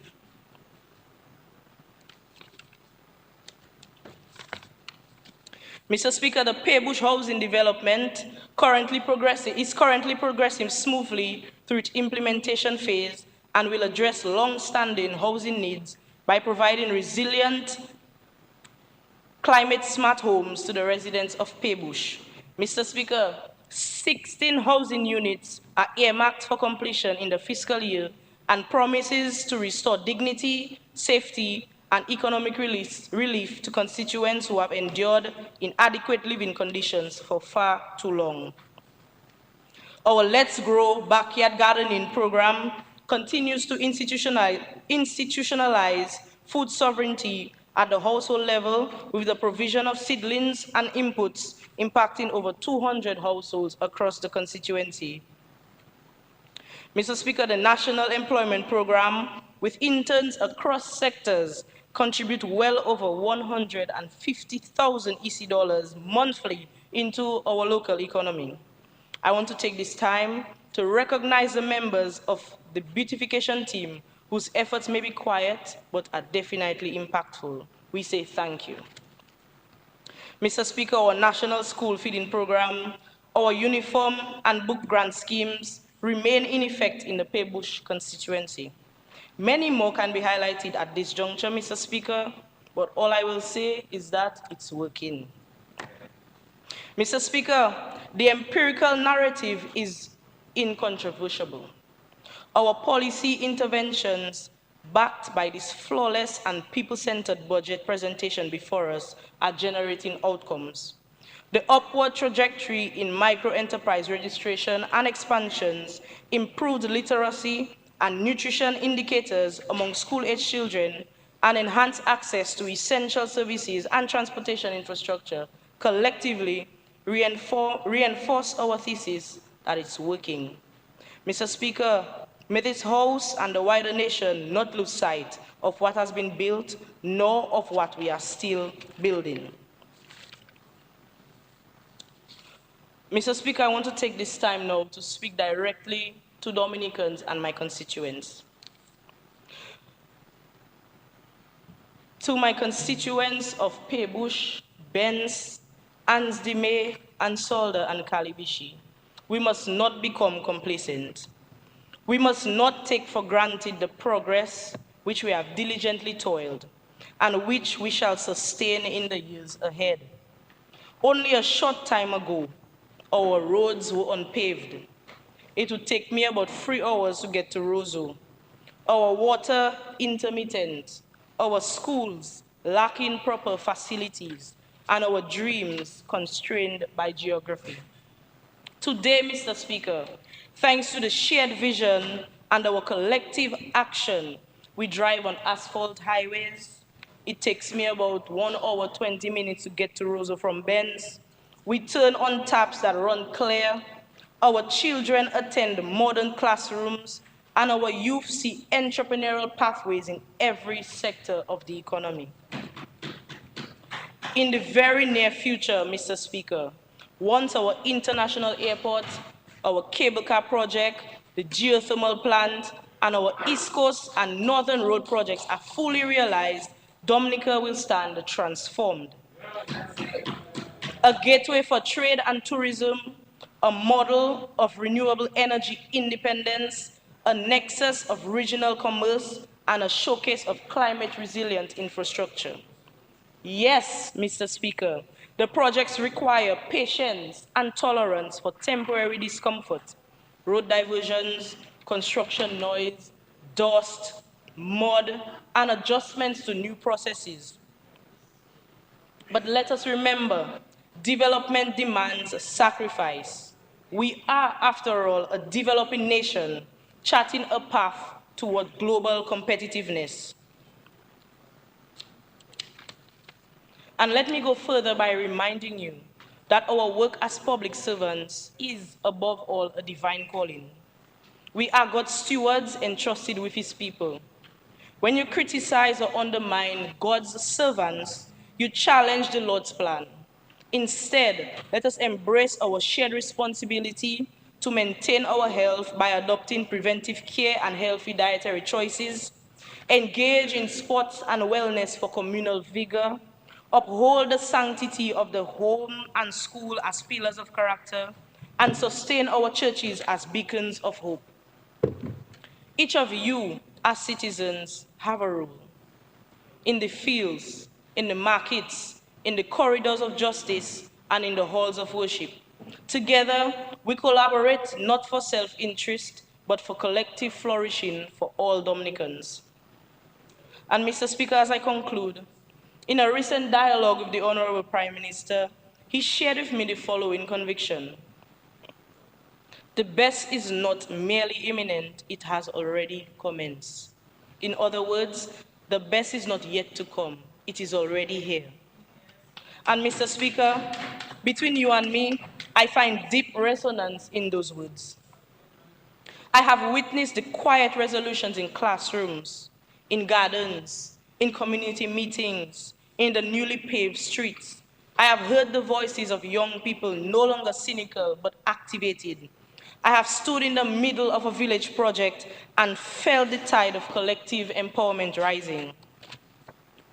Mr. Speaker, as the late Prime Minister Pierre Charles once reminded us, we must build not only for today, but for the generations to come with courage, discipline, and unity.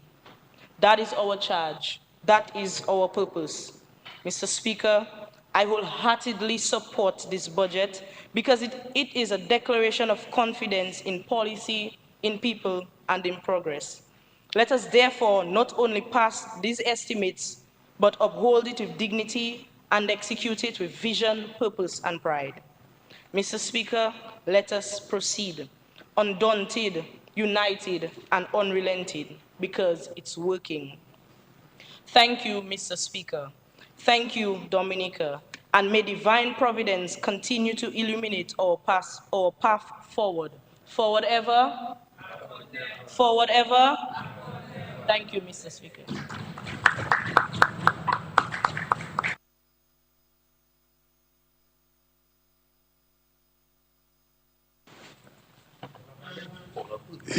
Yes, Honorable Lockhart, Hippolyte, you are recognized. You may proceed. You recognize me Yes, I recognize you. in my color purple.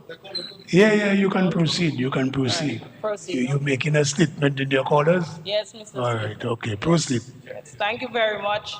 Mr. Speaker, I want to wish the great people of the Roseau South constituency, a constituency that is very diverse, very large, 15 hamlets, Mr. Speaker. I want to wish them a very pleasant good afternoon. But before I delve into my presentation this afternoon, I really want to commend the Honorable, not Dennis Charles, but Anthony Charles, the leader, not acting, but he's in waiting. In waiting. I want to say that I loved his presentation earlier, Mr. Speaker. It had a lot of substance, but there are times we have to guide you and you have to be a bit more knowledgeable of the things that we as a government are doing. And we on this side, we will help you and will guide you because you're a very humble individual. I'm really rooting for you to be the official leader of the opposition parliament. I would like Honorable Paul to do the right thing, Mr. Speaker. Honorable Anthony Charles this morning several times pleaded with her. And Mr. Speaker, interestingly, when I walked out during the lunch break, he even gave her a ride. And she had the audacity to call me, you know, Mr. Speaker, to show me she on board, Mr. Speaker. So things are working out. Things seems to be working out. And I'm hoping by tomorrow, Honorable Paul, we can get the letter. Okay, we can get the letter that Honorable Anthony Charles will be the new leader of the parliamentary opposition. All in favor? Aye. All right, Mr. Speaker. Mr. Speaker, permission to just go through my notes. Permission granted. Thank you, sir. So, Speaker, this year's theme, Balancing Resilience, Development and Fiscal Discipline for Sustainable Growth, I believe is quite timely and appropriate. I rise not just as the voice of Roseau South, Mr. Speaker, but as a proud Dominican, entrusted with the sacred responsibility of bringing hope, clarity, and accountability, Mr. Speaker, to this honorable House. At this moment, the EC $1.3 billion budget is not simply about numbers. It is about purpose. It is about priorities. And it is about the people. It's our duty, Mr. Speaker, as members of Parliament to ensure this budget is understood, explained, and translated into real development outcomes. This budget is not for only the economic technocrats. It is for the farmers in Girodale and Egliston, our fisher folks in Newtown, our nurses in Castle Comfort and Walhouse and Emsall, our small contractors in Kings Hill, residents of Lubier, and our single mothers in Bath Estate, and all the people of Roseau South and all Dominicans. Mr. Speaker, budget, it is really a social contract. And in this case, I am proud to say that the 2025-2026 budget, which was so eloquently presented by the distinguished Honorable Dr. Irvin McIntyre from Trafalgar, Mr. Speaker, the Valley, offers a progressive, inclusive, and resilient blueprint for national transformation and hope, progress for all Dominicans, Mr. Speaker. So many times, Mr. Speaker, I've heard the opposition say that this Dominican Labour Party has been there for too long. There are things that should have happened already. But, Mr. Speaker, some people, I don't know where they were 25 years ago. If they were on Bird Island, if they were just ignorant of the facts, Mr. Speaker, or just plain mischievous and malicious. And some of my colleagues earlier on spoke about the challenges that this Dominican Labour Party faced in the past. And it doesn't hurt to belabor the points and to reiterate some of the points that have been made. Mr. Speaker, I recall between 1995 and 2000, and when this Dominican Labour Party took up the reins of office in 2000, the economy was on life support, Mr. Speaker. Life support. In shambles. We lost 2 prime ministers as a result of all the pressures from the economy, Mr. Speaker. We used to hear of computer breaking down. Salaries could not have been paid on time. My colleague, and he wouldn't mind if I call his name, Mr. Speaker. He's an ambassador now to Cuba. Ian Douglas, His Excellency, said to me as a new parliamentarian that things were so bad, Mr. Speaker, that the cabinet at the time was even thinking of imposing a bicycle tax. Bicycle tax. Look, the Honorable Henderson is telling me that it went to Parliament. Things were bad. So when this Labour Party took up office, we first had to stabilize the economy. Mr. Speaker, imagine me just started working at the Dominica State College as a cashier. Had to pay 5% stabilization levy from my little $1,000 I was making, Mr. Speaker.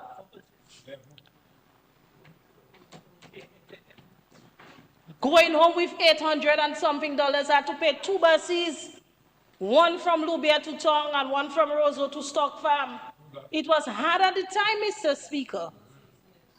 2 buses, 5% levy. Then we faced the trough system during the Christmas time. Then Tropical Storm Erica, Hurricane Maria, COVID-19. Look now, the Ukraine-Russia war, Mr. Speaker, that has caused serious inflation across the world. And so this is where we are, Mr. Speaker. This is what transpired. And we are at this point, notwithstanding all those challenges. And sometimes I say, hélas, Mr. Speaker. I say hélas because sometimes I do not know how our leader does it. From one disaster to the next. And we are still standing, Mr. Speaker. Still standing. Building a massive international airport in Wesley. A marina in Portsmouth. Cable car in the valley. And look, the guru of energy is in front of me, the Honorable Vince Henderson, the guru of energy, doing geothermal, Mr. Speaker, that will reduce the cost of doing business in Dominica. Major capital projects that we are undertaking, notwithstanding all those challenges. Salaries are being paid on time. Nothing about computer breaking down, Mr. Speaker. NEP workers are being paid on time. Nothing about computer breaking down, Mr. Speaker. People see their salary slips way in advance of payment. And so we have managed to ride the waves, Mr. Speaker. And this Dominican Labour Party is undertaking transformational projects that will propel the economy, that will grow the economy, that will make the lives and the livelihoods of all Dominicans better, Mr. Speaker.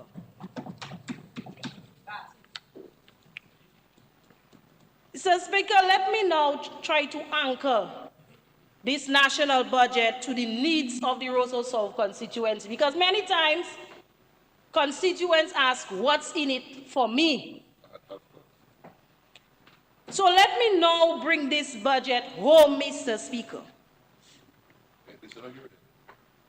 Our communities from Castle Comfort to Loubier, from Newtown to Girondale, from Bath Estate to Walhouse, from Silver Lake to Kings Hill, from Citronet to Fortney, from Harlem Savannah Square to Melvin Battery, Mr. Speaker, Kings Hill, where you're from, and in the solid trenches of Montego Bay, are regions of people, Mr. Speaker, who are rich in potential, industry, education, determination, culture, and talent.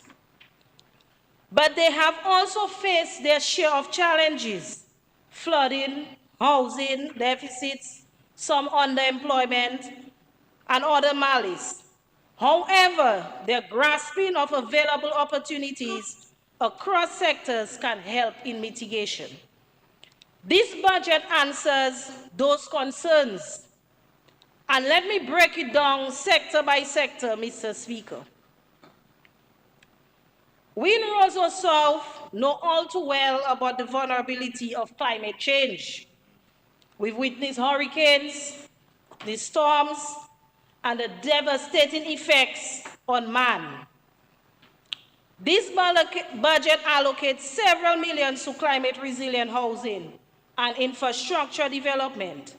And Roseau South is in line, Mr. Speaker, to benefit. Let me remind the people of the Roseau South constituency that housing really began with us in the 1970s in the Bath Estate area under Patrick John. And Mr. Speaker, every time I do my house-to-house in Bath Estate, the people say to me, your grandfather was responsible for giving me my keys to my home. So it was this Labour Party government years ago who started housing. We also built houses for apartments in Silver Lake, and we remember how the people of Silver Lake lived before. They were in an area they call Fly City. And Mr. Speaker, today, the people of Silver Lake can boast of proper housing for they and their families and their children, Mr. Speaker. Much better conditions than what they were accustomed to.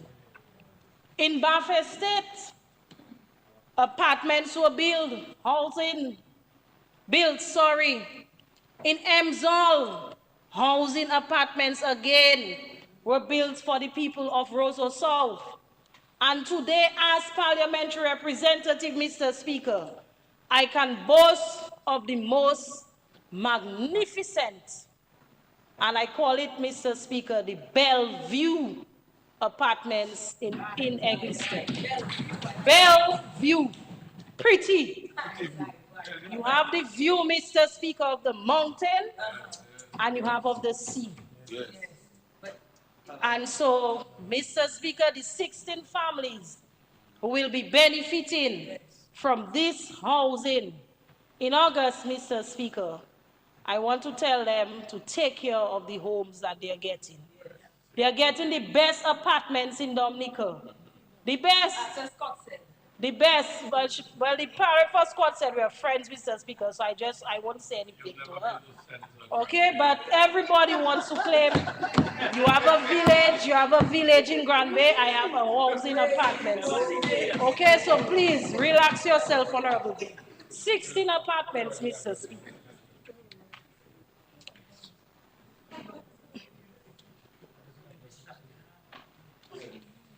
Mr. Speaker, I want to speak to the 2% housing.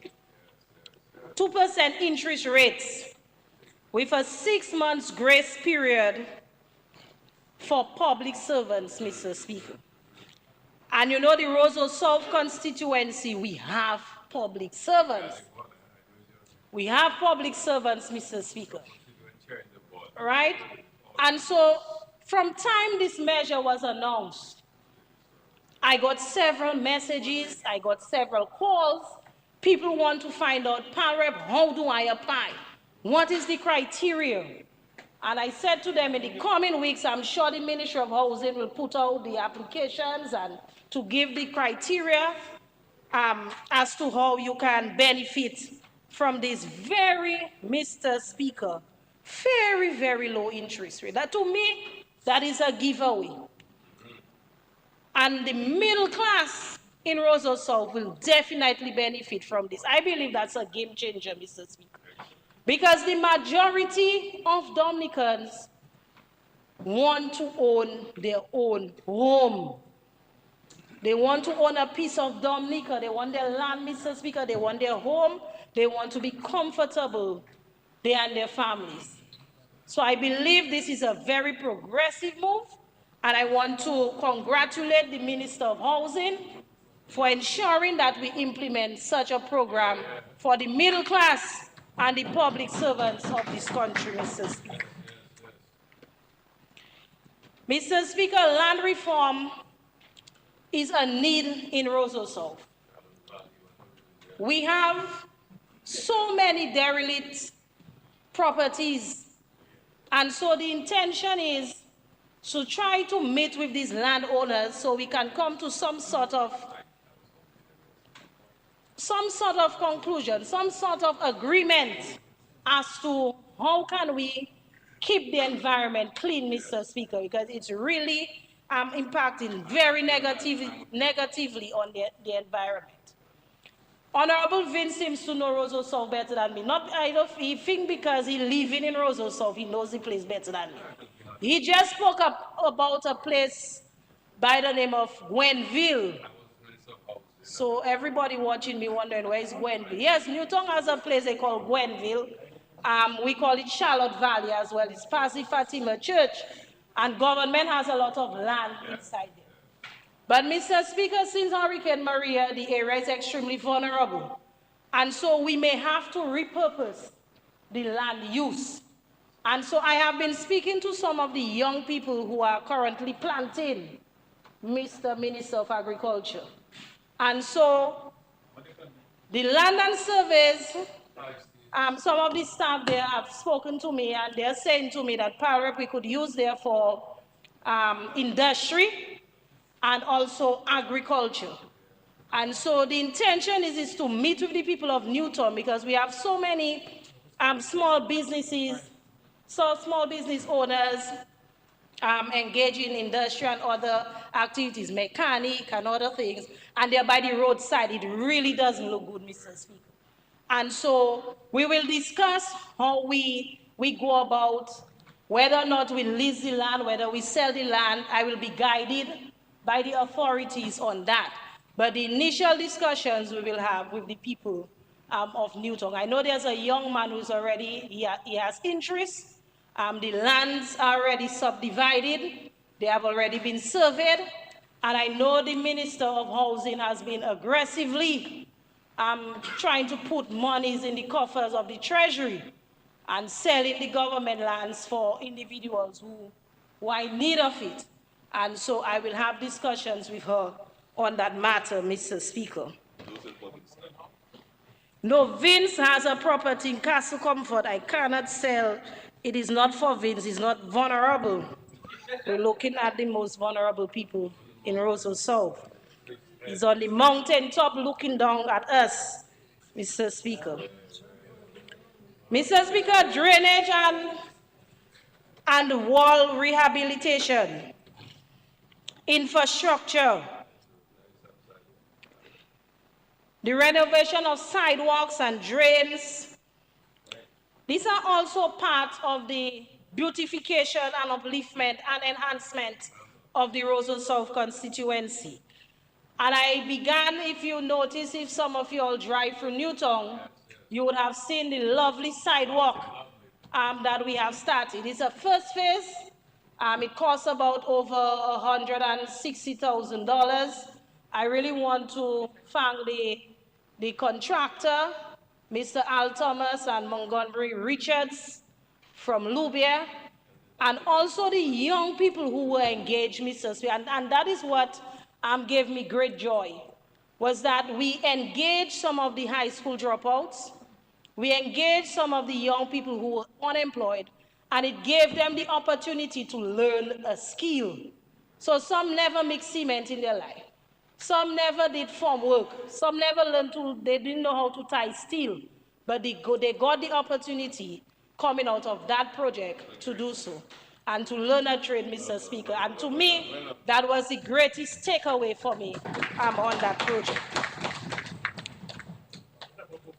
Mr. Speaker, there are a lot of roads to be done. There was one road in Castle Comfort, a link road that we did in the last financial year. The intention is to meet with the other residents of Castle Comfort, Ocean View, in Wall House as well. We have a couple roads that need to be resurfaced. And the intention, I've already started meeting with the residents. And so we have a plan moving forward. I'm not making any promises that I cannot keep, Mr. Speaker. I've said that to the people.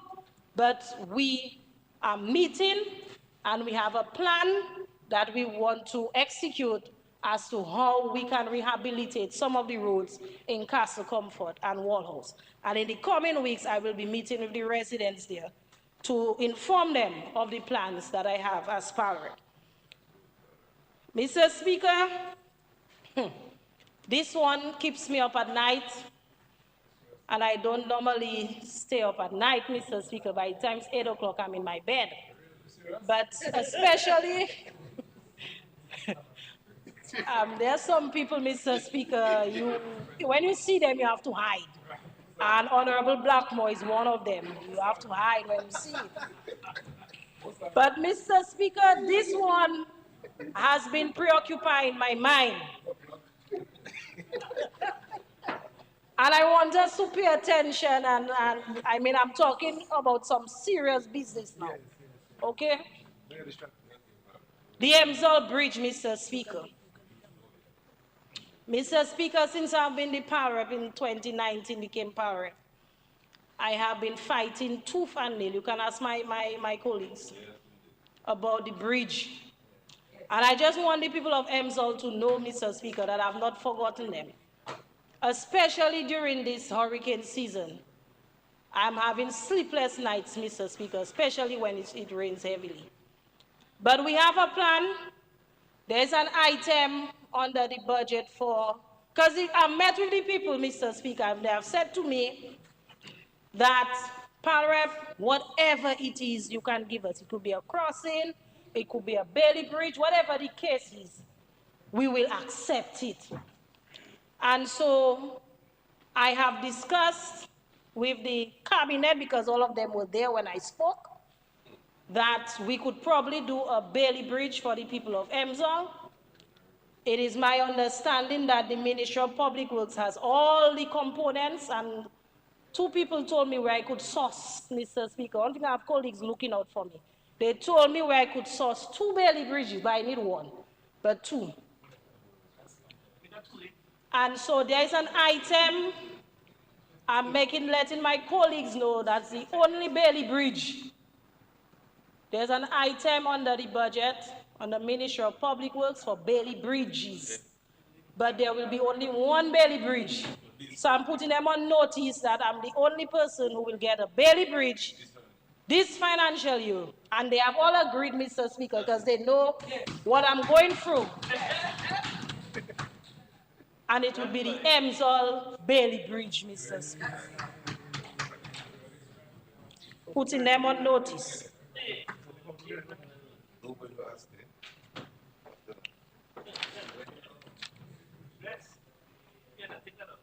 You see the difference between this side and your side? We have plenty love and unity and cooperation. You all have no love, no unity, and no cooperation. We have Honorable Anthony Charles, who was pleading Not one of you all can try to talk to Honorable Paul to tell her to give the young man a chance. Not one of you all. So do not come and talk about where is the love. The love is right there, right there, right there.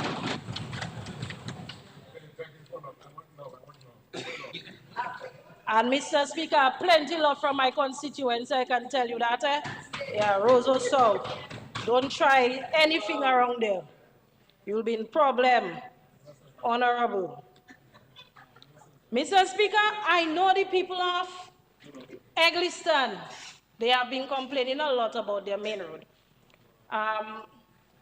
We did a section of the back road in Girodale so they could have better access to Egliston, but they're still complaining about the main road, and I understand, and I will be having discussions with the people of Egliston because in doing some groundwork, couple ideas came up, and there is a link road or a track from Kings Hill to Shaflo. Somebody brought that to my attention. So it is you walked it, Dr. Mark. Okay, so it's my intention to walk and to do the feasibility studies to see how can we do a road from Kings Hill to Shaflo to Egliston to alleviate the plight of the people in that area. That certainly will open up lands for agriculture, Mr. Speaker, for housing, and the people would have a safer and shorter route to get from Egliston to Roseau. So that is something that I will be discussing with them, speaking to the Minister of Public Works, who's my very good friend and colleague, Honorable Fidel Grant. So I'll be speaking to him about that, and for the engineers to go up there to see what is it that we can do, Mr. Speaker.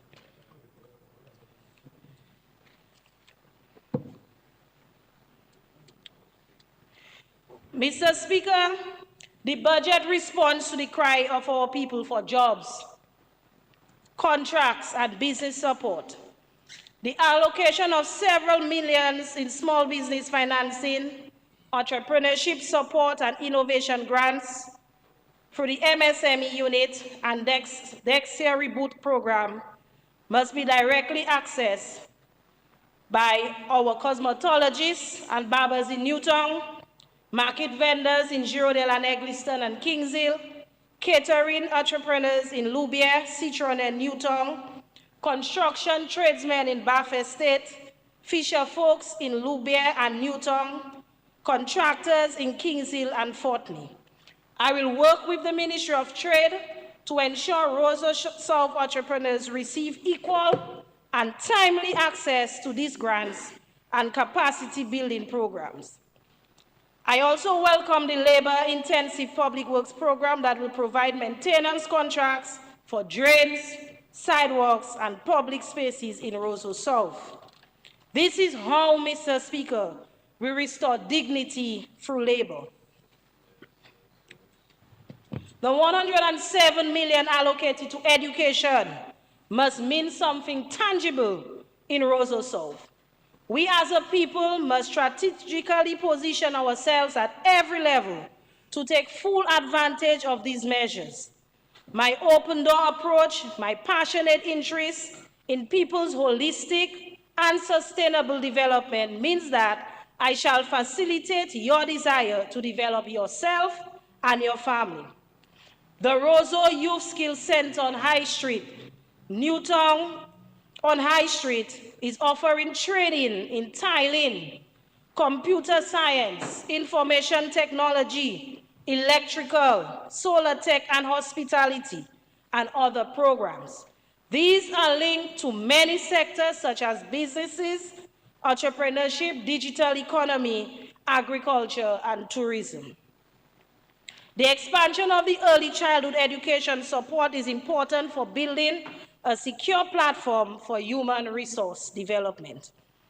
Your government's continued provision of school uniforms, stationery, laptops, connectivity tools at primary, secondary, and tertiary institutions for our students remains a key priority.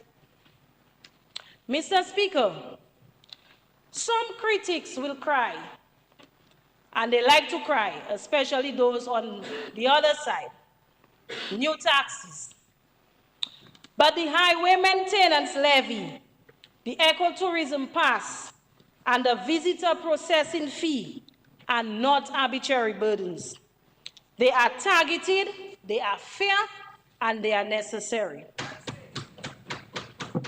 The EC $100 per year for private vehicles is equivalent to 27 cents per day.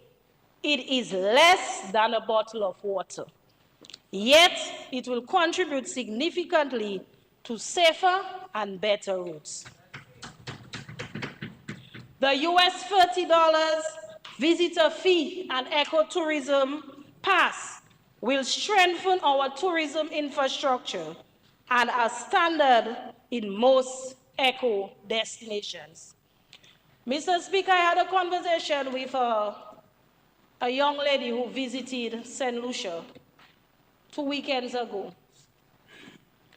And she said to me to visit a site as a foreigner, and she could not bathe in the waterfall. She had to pay $40 just to view, and $20 for locals. In Dominica, we don't charge locals anything. People get to bathe and to bask and to enjoy all in all our sites, not just view. And the fee is very minimal. So, Minister of Tourism, I want to congratulate you on that move. And we have to make people understand that our sites are our treasure, and we have to protect it at any cost. But, Mr. Speaker, more importantly, the government is showing compassion. VAT and duty removed on key food items. Exemption for residents for tourism fees. Support for backyard gardening and local produce. So even if, Honorable Charles, you spoke earlier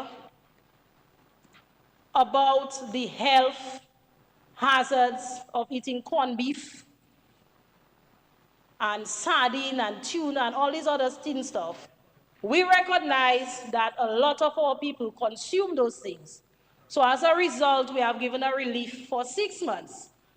But on the other hand, we are saying to you that we want you to grow local, we want you to consume local, and we want you to buy local.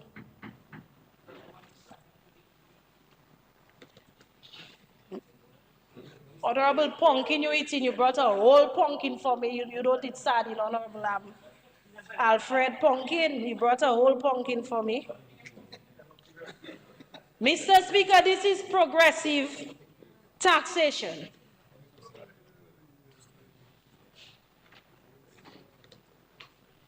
The marijuana cannabis industry, Mr. Speaker. I do not smoke, I do not buy marijuana, but I am in full support of the measures that were spoken about for the cannabis industry. And Mr. Speaker, if you know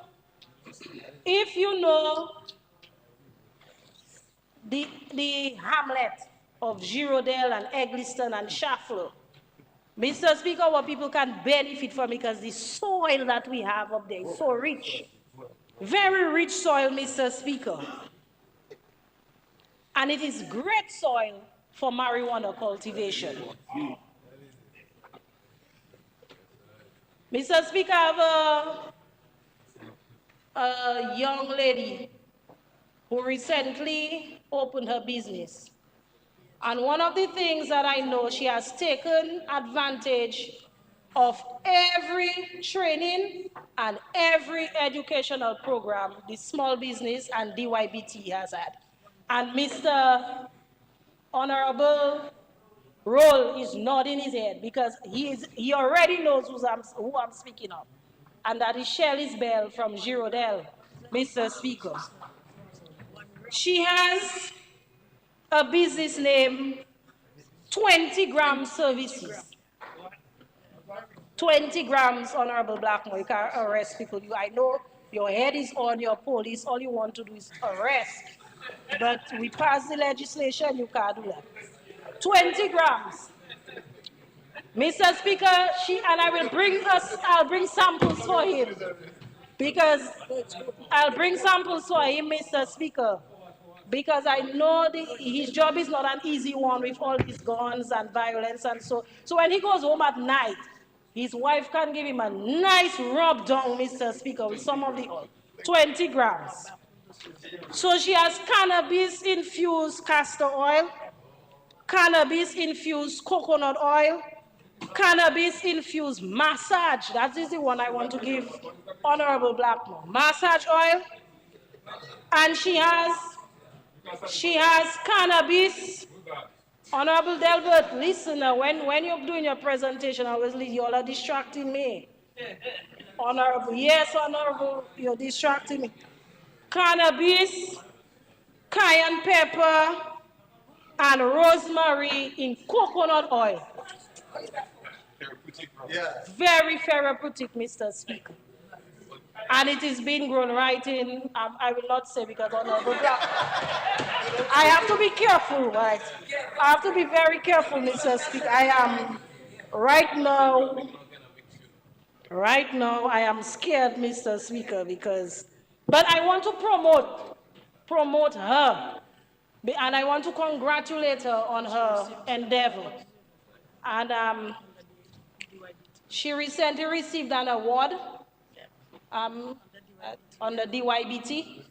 Yeah, so she's doing well, Mr. Speaker, and that's somebody who started from the bottom and she's climbing. So I welcome the measures for the marijuana cannabis industry. Mr. Speaker, sports remains a top priority for this government. And I listened attentively to Honorable Charles. I love basketball. My favorite team is Lakers. My favorite local team, and Lucky I would smile, is Pebush. They have high energy. Right? I'm not from Mao, Honorable Blackmore, so I can't talk about Blazers, but I witnessed Pebush play at the indoor Kasani facility in Mao, and they were exceptional. Blazers was nowhere there. In their own place, they were nowhere there. But Pebush did very well, Mr. Speaker. And so, this government has done a lot for sports, Honorable Charles, and it's from the grassroots level. We have gone into every nook and cranny, in every village, and I can tell you about there's a basketball court in Point Michel, recently built by this Dominican Labour Party government. In Bath Estate, we have a multi-purpose. So we have, you know what they call the reversible rims? Netball and basketball, we have that. In Thibault, basketball court was rehabilitated. Pebush has their basketball court as well. In Vekas have also. So they are in, as for Bellevue and Pichle, right? The Valley have basketball. So we have court. We have the infrastructure. I love your idea as it relates to the 21 constituencies and probably having a league. That is something that we can do, and you can take it up with the Sports Council. So I love that idea. We too may have to have a discussion with the associations, because you have the Olympic Committee, you have a basketball association, you have a netball association. I sponsor Spartans, which beat Honorable Celtics Melissa Popon team last season, right? And so, and I'm a sports person. I ran 100 meters, 200 meters. I broke national record. I did relay for so, I mean, you can't tell me about sports. Okay, so I just want to educate you on the number of ventures that this government has undertaken as it relates to sports. Okay, Honorable Charles? But we take your recommendations in good faith, because you're a humble guy, you have plenty love. And so we take your recommendations in good faith. Mr. Speaker, one thing that really got me excited, and I know you have some interest, I will talk about it, the Lubia water bottling plant, Mr. Speaker. When I heard this in the budget, when I heard this, Mr. Speaker, I was really excited about it. Really, really, really excited. Because we know, and I lived in Loubier practically all my life, FIFA Avenue, Madrell, Loubier. And I know the impact that this Dominica Brewery had on the local economy of Loubier. Several young people were engaged and employed in the brewery. So when I heard that, I said that is a very good move by the government. I'm very pleased to be part of this government that are thinking about manufacturing and exporting our water. And so I believe that the purchase of the land where the Dominica Brewery was is a very good move. And we in Roseau South constituency and the Loubier area, we really and truly welcome that. Okay? But remember, you said that you know I have an interest, but you won't talk about it. But be clear that I don't have an interest. No, nothing, no. Yeah. Mr. Speaker, in fact, I want to take back that. Okay, I want to withdraw it. Yes, and to withdraw it. In regards to, because I don't want the public to think I have an interest in that. But in the interest of transparency, it is better you say what I have an interest in, so people can be clear. But I don't have an interest in what you speak about, what you spoke about. Mr. Speaker, I withdrew, so, okay? Yeah. Okay, Mr. Speaker, I want to turn my attention to my ministerial portfolio and the water sector. Under the water sector strategic plan, the WASCO will be pumping in the economy $31.8 million. The communities that stand to benefit are Cassie Bruce, 7.5 million, Calibishi, 4.8 million, Grand Fort, Rivière Syriac, and Monjon, 8.7 million, Coolibishri, Monrachet, Grand Savan, 10.8 million. And Mr. Speaker, if you note that Salisbury is taking the bigger chunk of the pie, 10.8. So I do not want you to say that the government is forgetting your constituency. In all the communities mentioned, community engagements have already taken place. All the pipelines and fittings are already on island, and work has already commenced in Grand Fort and Coolibishri. These two communities are already starting to feel the impact of this project. Jobs will be created for both skilled and unskilled laborers, and local contractors will have the opportunity to bid on various aspects of the project. I'm also pleased to announce, and the PAL rep for Paybush spoke to it, that the 60,000-gallon tank in Paybush at a cost of $2.1 million has been completed.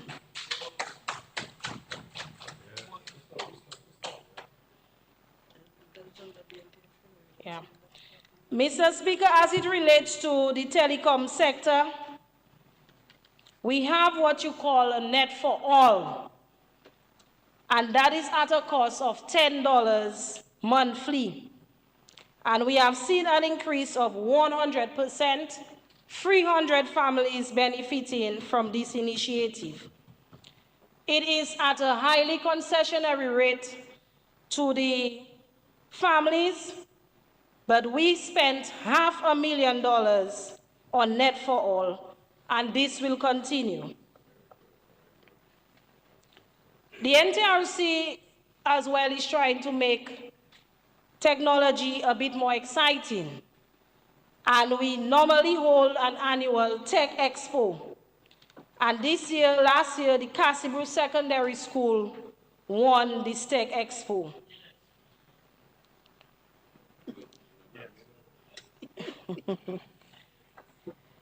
Mr. Speaker, as it relates to the EC bill, the legal committee and the NTRC met, and we are finalizing the drafting of the EC bill, and we're hoping that the cabinet paper will be prepared and that we can take it to Parliament.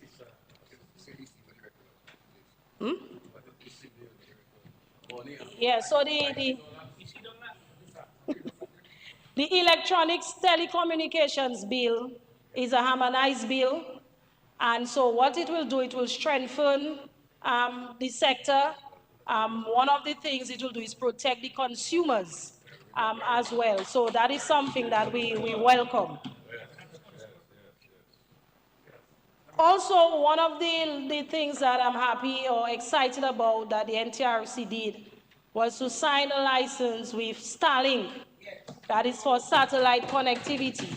And this was done right before the hurricane season. Starlink also donated 10 satellites to the Ministry of National Security.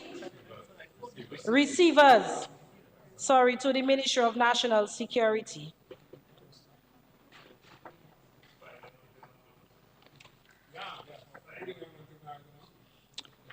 Mr. Speaker, let me leave you with these truths. This budget does not abandon the working class, it uplifts them. It does not fear the future, it finances the future. It does not favor the few, it favors the whole country. And to the people of Roseau South, let us not wait for change, let us be the change. Let us not look back in fear, let us step forward in faith. This budget offers more than figures. It offers faith in what we can become. We build homes not just for shelter, but for dignity. We will train our youth not just for jobs, but for nation building. We will honor our elderly not just with pensions, but with presence.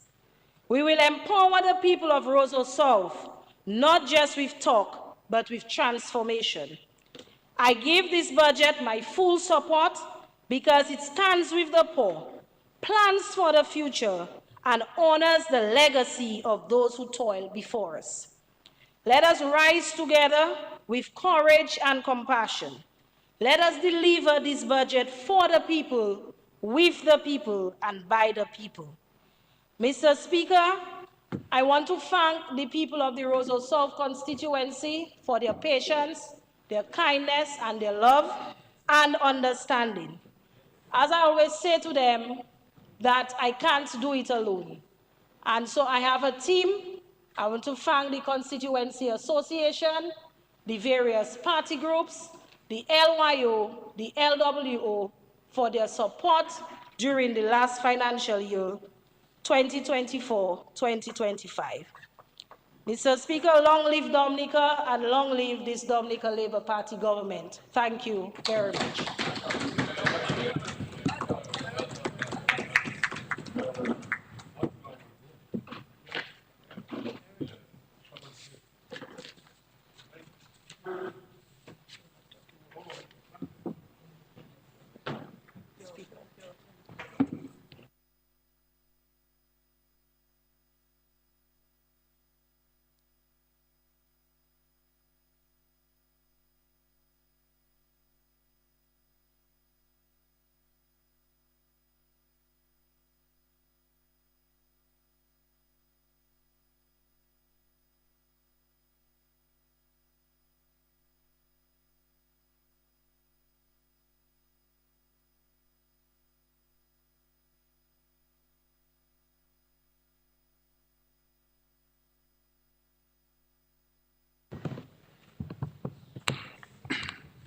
Yes, Honorable Popon-Skerrit, you may proceed. Special good afternoon to you, Mr. Speaker, members of this honorable house, and let me say a wonderful Good afternoon to my constituents of Rosa Central, who I know are tuned in at this point. I want to say to them, thank you, and your support means everything to me. Mr. Speaker, there's a lot that I have to say where my ministry is concerned, so permit me to refer to my notes. Permission granted. Thank you, sir. Mr. Speaker, I rise this afternoon filled with equal measures of pride and purpose. Pride because I'm part of this government that has once again produced a budget that places people at the center of it all.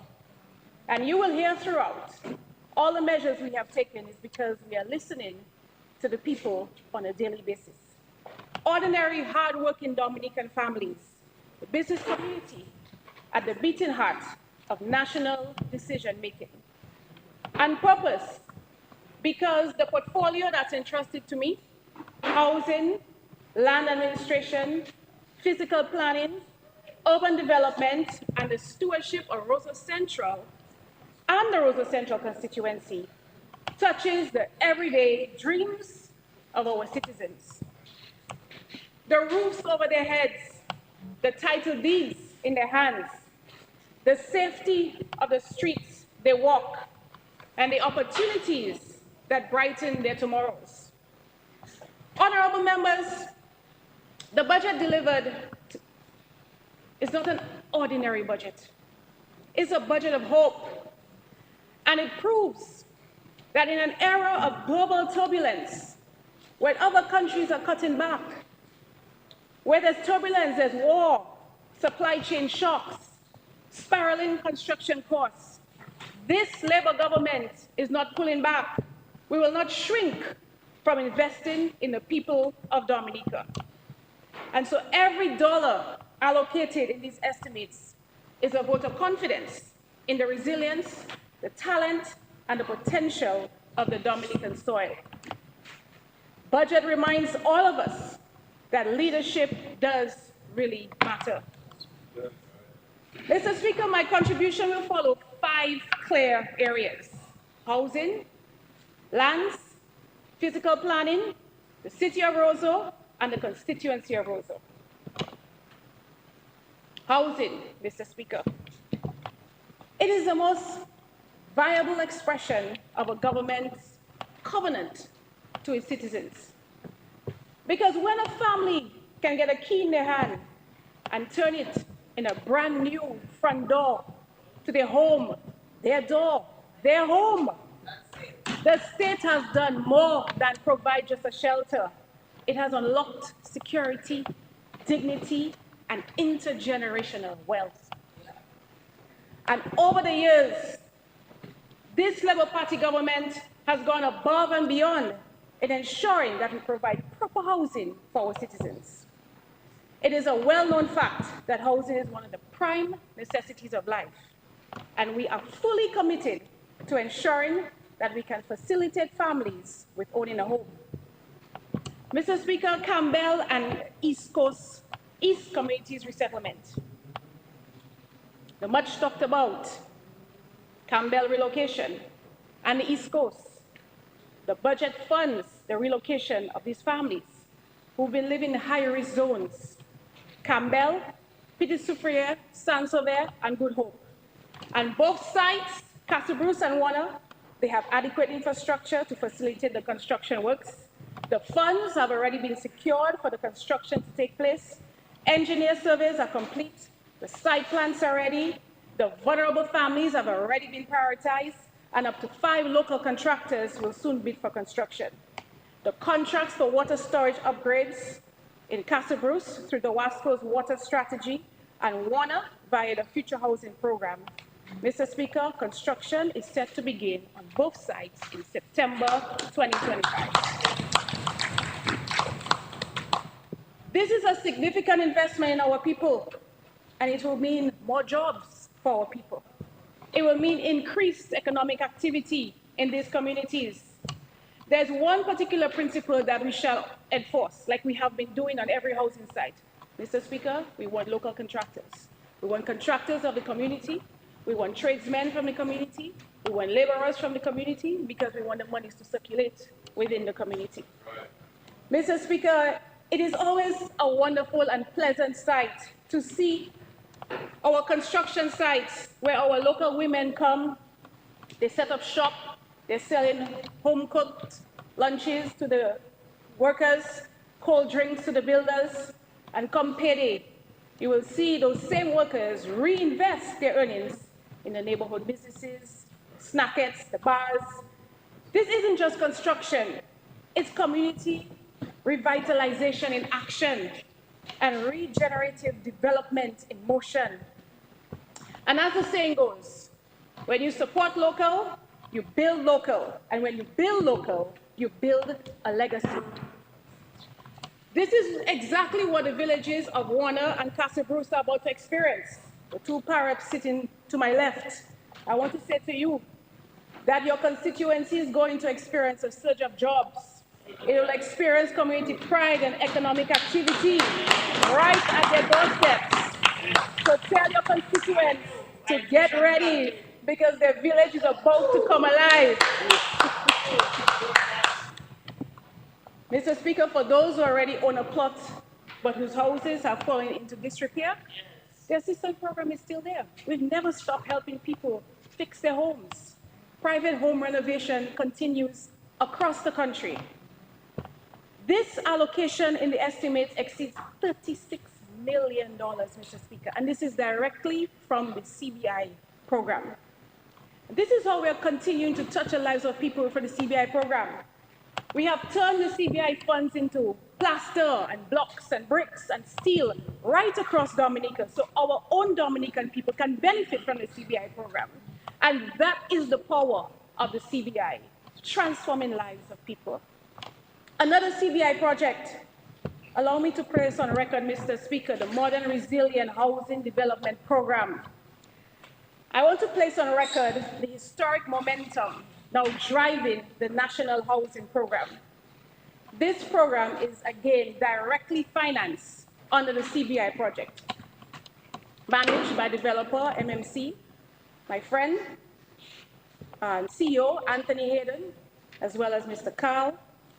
I want to personally thank them I want to thank these both gentlemen for their consistent attention to detail, patience, and their commitment in delivering on their promises, because it's not an easy task to have 10 housing sites under construction at the same time. You're managing multiple contractors, hundreds of workers, yet they have remained steadfast, and we are seeing the fruits of their labor and their hard work. This is why we are very excited to be able to have the handing over ceremony of 2 of these 10 housing sites. As we speak, 8 major resilient housing sites from Grand Bay in the south to Pennville in the north are nearing completion, and we will hand over keys by December of this year. That is a total of 251 hurricane resilient homes. And let's just say, when you put it into dollars and cents, about 87 million of CBI funds went straight into the hands of the people, directly empowering them, giving them generational wealth and assets that will stand the test of time. Yet, even as we build futures, the naysayers persist. The mentality is that, if I can't have it, no one should. But let me be clear that this is not their decision to make. Because they say don't mix God with politics, but God has opened this CBI financial door for Dominica, and only He will determine when it closes. So while they want to waste energy on fighting progress, we are building swiftly, boldly, and unapologetically for the people of Dominica who deserve it. Just recently, we toured the Scottsdale housing site. The landscaping is complete. The streets are paved. You see the children already running on the verandas. And, we were supposed to hand these homes last week, but there were lots of rain and showers of blessings, I call it. Climate change again, but that's okay. We're building to withstand climate change with these resilient homes, Mr. Speaker. That is what they were built to withstand. Category 5 hurricanes, shatterproof windows, concrete roofs.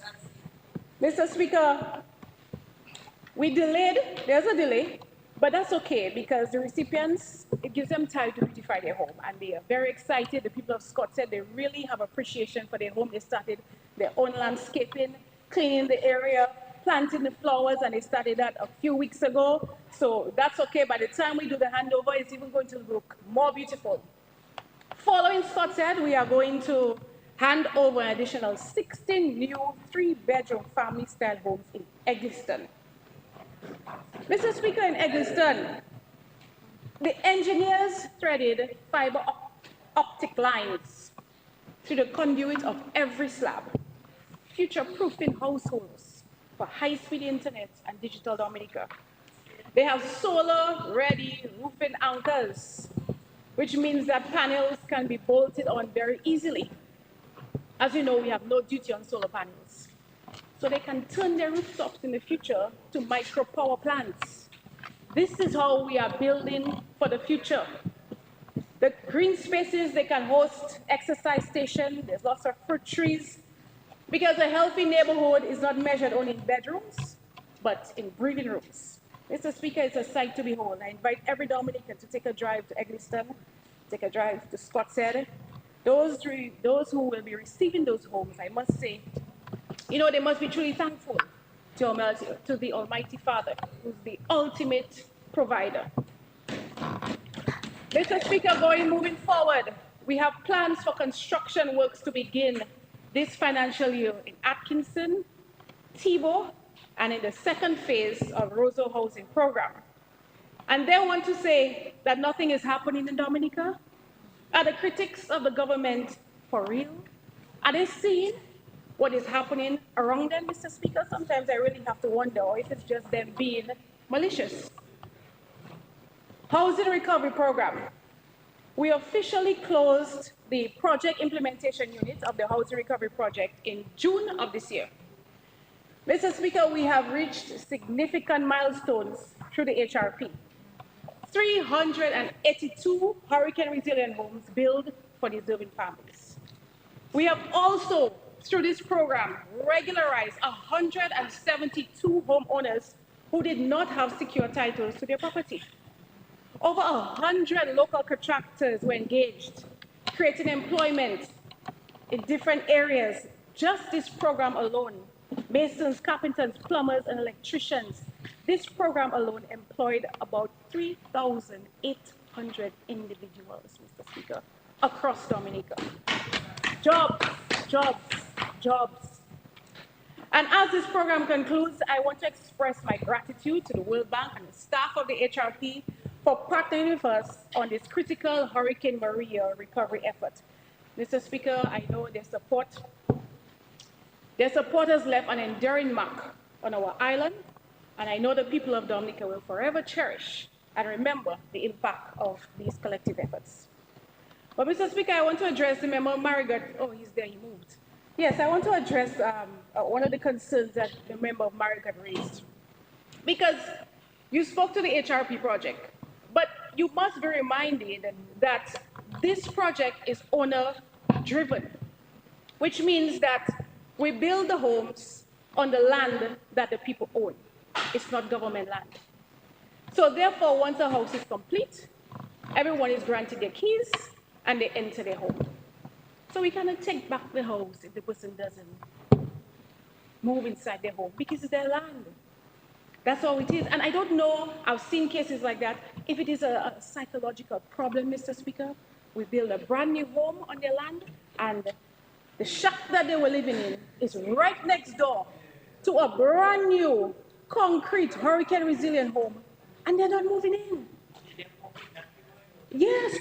So maybe the member, you can speak to the person. I don't know if they're saving it for their children, but it's not a responsibility to have you move into your own home on your own land.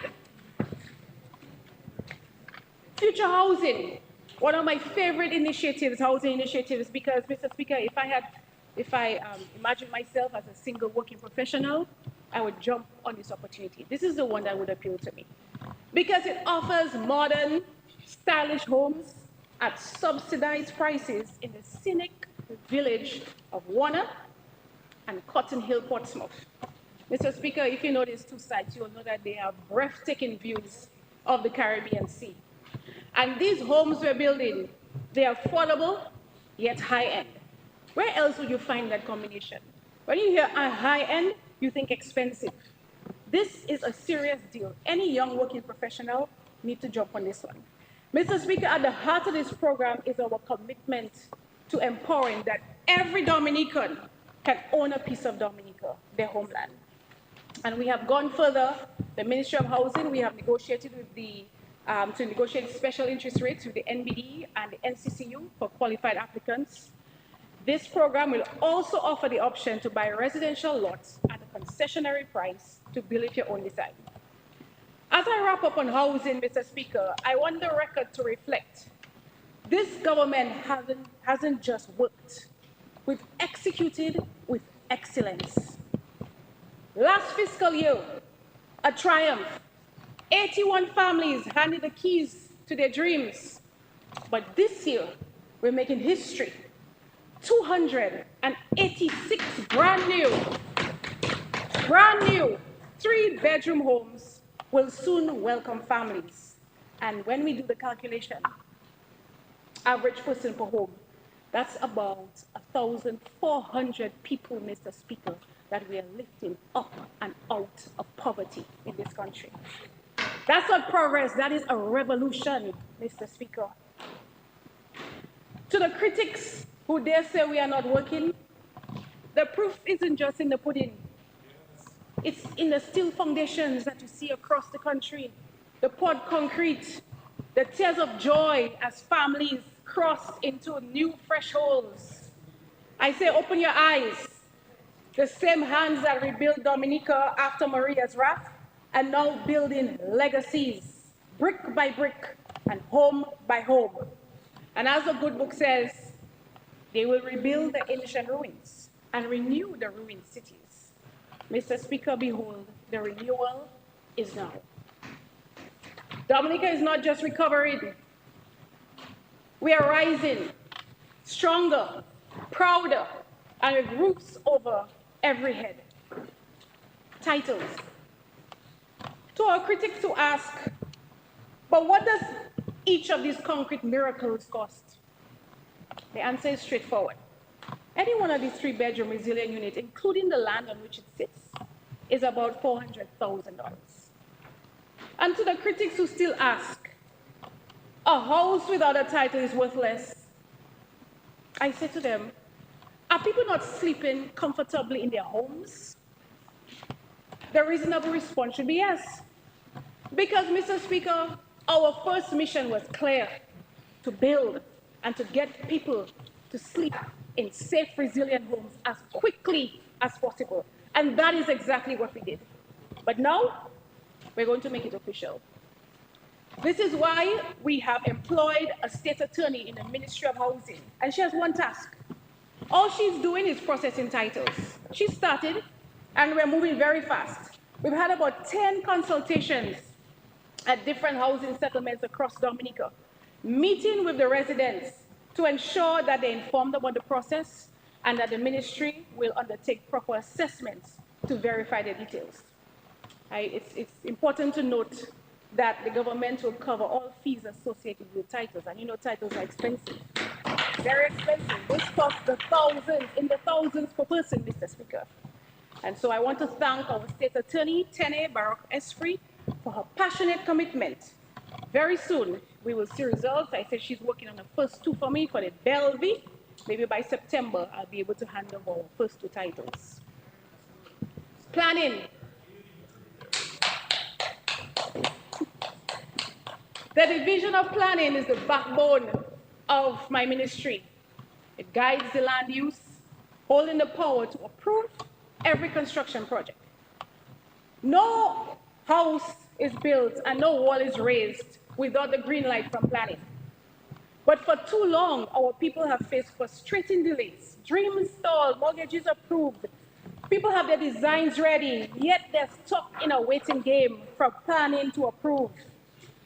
Mr. Speaker, with all the land that we have sold at low interest rates, with low interest loans now covered, we cannot let bureaucracy kill ambition. When momentum is lost, opportunity is lost. And as the saying goes, delay is a thief of time. And this is why we're acting now. We are going to appoint an executive chairman, and he has one clear mission: modernize planning operations and to fast track the approvals. Mr. Speaker, we want it now. Young people, we want it now. And we want to keep the excitement alive. We want to keep the investments flowing. The progress needs to be unstoppable, because when our people are ready to build, they have their mortgage, they have their money. Mr. Speaker, this government should be ready to say, approved. Rental Housing Market Commission. Mr. Speaker, I'm pleased to announce that the ministry has established a Rental Housing Commission advisory comprising of key public offices and members of the DIC. The commission has been meeting monthly to prepare recommendations, and by December of this year, we will have recommendations on the rental housing market. Once again, we have listened to the concerns of the people. Too often, tenants are exploited.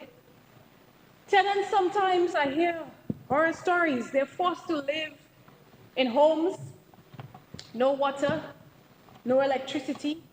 The front door can't even close. It can't even lock. But when the end of the month comes, they're hounded down by the landlord to pay their rent. Mr. Speaker, this is unacceptable. On the other hand, some tenants, when they're asked to vacate by their landlord because they're not paying their rent, they choose to damage the property out of spite. That too is unacceptable. Both scenarios are injustice. So, Mr. Speaker, it's time to bring fairness to the table, landlord and tenants, to the rental market. And this is exactly what we are doing. OK2HP, we've heard the acronym, Opportunity Knocks, 2% housing program named by the Prime Minister. Mr. Speaker, this is a program where heroes get homes. We listened, even in the Ministry of Housing, people come in there all the time, they express their frustrations, knowing that they're working and they're not able to qualify for a loan in the bank. We heard the anxieties of our nurses, our police officers, our teachers, whose pay slips, because of other commitments, they simply cannot carry the commercial bank mortgage. And so in response, this is why we launched the OK2HP, a name you will hear echo island-wide. Because the reality is, in today's market, there's no financial institution which is going to offer you a better rate of 2%. 10 million will be made available, a cap at 2% on the full amount. 6-month grace period, targeting our public servants and first-time homeowners who earn less than $45,000 a year. And Mr. Speaker, we've taken to their commitments. This is why we added a 6-month grace period, because the truth is most people are renting. And while they're taking a mortgage, you're still renting. So with this grace period, it gives you a little more wiggle room. It gives you the opportunity to start building with less stress. So at least you know at the end of the 6 months, then you can start paying, because you will pay mortgage, you don't want to pay mortgage and rent at the same time. So we've taken that into consideration. Mr. Speaker, some individuals, they've already purchased government land at a low price, and they're now in the design phase of their home. So I know they're excited to hear about this opportunity. So this ministry, we will work hand in hand with the Housing Loans Board to facilitate the loan application for public officers to build their homes, and we want to fast track this process. We don't want to sleep on it, Mr. Speaker. When we're excited about something, we want it now. The money is there, so let's go. We're also offering to fast track, for those who don't have plans, we're offering pre-approved planning, pre-approved design homes, which is for modern homes, 1 bedroom, 2 bedroom, and 3 bedrooms. It's available in the Ministry of Housing. We're also giving recommendations on good contractors. And also, we can facilitate concessions on building materials and apply it where applicable. So yes, I will say, yes, that's big news, Dennis. You have to build too.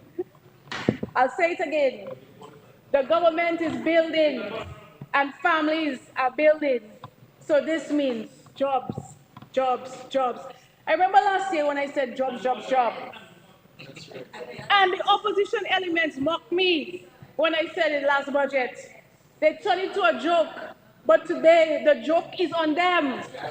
Because real jobs are being created for people across this country. And this new initiative will create more jobs for our people. And so it's not just jobs for today, it is confidence for tomorrow. Because let's face it, you know, the real victory is when a young couple can get an affordable mortgage and build a life in Dominica. Not decide they go into the US or the UK or Canada, but stay right here. Not leave Dominica behind and stay here and own a piece of Dominica and make it work and build a generation here, Mr. Speaker. So if I say instead of going to a storeroom and a basement and settling for less, yes, Dennis, that's correct. So if I said jobs, jobs, jobs last time, well, this year I want to tell them what they're going to expect. They're not only going to see jobs, they're going to see employment, occupation, position, role, gigs, post, career, vocation, profession, calling, side hustles, and they're going to see new breadwinners in Dominica. Training. We're not just about building homes and plastering and placing concrete. It's all about also about standards and skill development. And so in the wake of Hurricane Maria, we refuse to build back the same way. And this is why we revised the building code, drafted with international engineers. In May of this year, we launched the Home Owners Resilient Manual at a public housing fair on the promenade. A booklet for builders and homeowners were handed over, giving out tips on how to build resilience and how to fortify their home to withstand the test of Mother Nature. Anybody with a home can take this booklet. It's also on our housing website for those who are not present. And Mr. Speaker, another area I'm really excited and happy about, because I realize this is an area we were lacking after Maria. The Ministry of Education, for their TVET, I was part of their graduation earlier, I was happy to attend. 15 graduates, 15 people graduated with CVQ level 3, certified in construction site supervision. This is an area that we had to outsource after Maria because we were lacking here. And this means we no longer have to outsource this key role. Our rebuilding just got more local. We have more skilled people. We have construction site supervision people. Companies are being formed, and it's becoming more sustainable, Mr. Speaker. So I want to thank the Minister for this. Lands is a promise made tangible. It is a collateral that starts a business, the inheritance that sends a child to university, the community anchor that resists social drift. Mr. Speaker, we sold about 47 lots in Jimmet, Hillsborough Gardens, Warner, Kenfield East. And in addition, we have 15 new lots coming from the constituency of Maho very soon. Mainly young professionals, public and police officers in the Maho constituency. And this fiscal year, the minister announced 170, but we have 250 lots on the market for all those looking to own a piece of Dominica. We have in Hillsborough Gardens, Joe Burton, Jimmet, Platma Warner, Union Estate, Kenfield East, Cotton Hill, and Grand Bay. Buyers, as you know, it's for our local people, Mr. Speaker. We sell it for a fraction of the price, a fraction of the commercial rate, because we want them to build. We want them to own land. Mr. Speaker, we cannot ignore the agricultural sector. Our farmers have not been forgotten. The government is also offering lease agreements to farmers and to new farmers as well. State lands, as you heard, will be designated for agricultural development. $1 per acre per year for the first 5 years. 300 acres of land made available. I want to say to the people, jump on this opportunity. We must become the breadbasket of the Caribbean one day. You heard the member of Marigot say, boasting that he makes more than the Minister in Agriculture. This is an easy new business to venture in, guaranteed to make money from the soil, Mr. Speaker. This is a huge demonstration of the seriousness of the government to empower our people, to facilitate their investments, and to ensure that they can make money. The City of Roseau. As you heard from the Minister of Finance, special attention will be given to the City of Roseau. And Mr. Speaker, I witnessed firsthand the challenges that our people face as the elected member of Parliament for Roseau Central. And each day, I am confronted with the burden of the City of Roseau, where all Dominicans will access key public services, transact business, or take care of their families. A capital city is the veranda of a nation. It must welcome investors. It should impress visitors. It should reassure residents that public order prevails. And my beloved Roseau is a living organism of business and business activities. It's the epicenter of our country. And I have stood in this honorable house since 2019, speaking about 2020, speaking about the Roseau Enhancement Project. And I went as far as declaring that Roseau is already under construction. We haven't seen a crane yet, but the crane coming. Although we have not seen the cranes, and those who oppose development may celebrate the delays every day, but I want to tell them that they're fighting a fighter, because I was not built to retreat. Delay is not defeat, and resistance only sharpens my resolve. I say today that the Roseau enhancement must break ground by God's will. And yes, I agree, it is taking too long. Yes, it frustrated me too. I wanted to come with all these processes. It's taking too long. But the struggles to start will make it even sweeter. And success will shine even brighter when our capital city rises in renewed beauty, Mr. Speaker. So I tell you, wait for it. Wait for it, it is coming. I am proud that this budget earmarked the 40 million from Saudi Arabia Fund for the comprehensive facelift that touches sanitation, security, parking, traffic flow, and commerce. What we need as well, Mr. Speaker, is coordinated and committed effort from the City Council to systematically address the issues impacting the Roseau residents, ensuring that our actions are aligned and mutually supportive. In collaboration, we also need the Ministry of Environment, who are custodians of the Botanical Gardens and Peebles Park, as well as the Ministry of Tourism, who oversee the Bayfront and the Old Market during the tourist season. Of course, Mr. Speaker, much depends on the City Council to manage sidewalk vending. However, we will benefit from the many budget measures, and we will address the issue of garbage collection, sanitation, upgrades to the sidewalk, parking, abandoned lots, and the safety of the City of Roseau. There's big news. The garbage brigade just got a much-needed upgrade. 2 new garbage trucks will be rolling into Roseau next month, and one of them is coming straight to town. Mr. Speaker, this is a win for us. This is a win for the city council.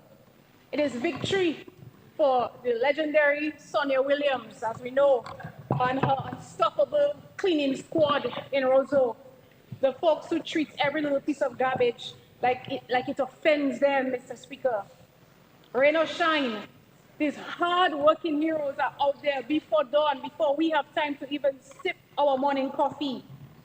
But with this new truck, they'll be doubling down on their mission, because a clean city isn't just their job, it is also their pride. The security of our city has to be everybody's responsibility, and we must all play our part.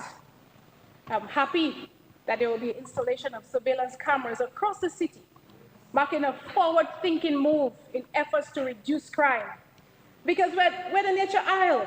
We are known for our safety and our tranquility, and we will not allow a few rogues to tarnish our operations, our reputation, Mr. Speaker. We shall revitalize SHIP and continue to repurpose and preserve the heritage housing in the city of Roseau. And this is all part of our tourism attraction. Vacant and abandoned lots. I am hoping that action will be taken very soon on the abandoned lots in the city. This is something I've advocated for years, Mr. Speaker.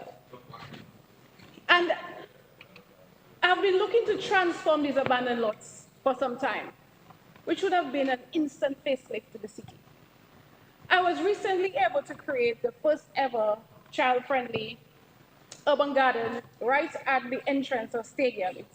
It's vibrant, it's eye-catching, it has murals, wall planters, colorful planting beds. And do you know why that project succeeded? Because it is the only vacant lot in the city that is government-owned.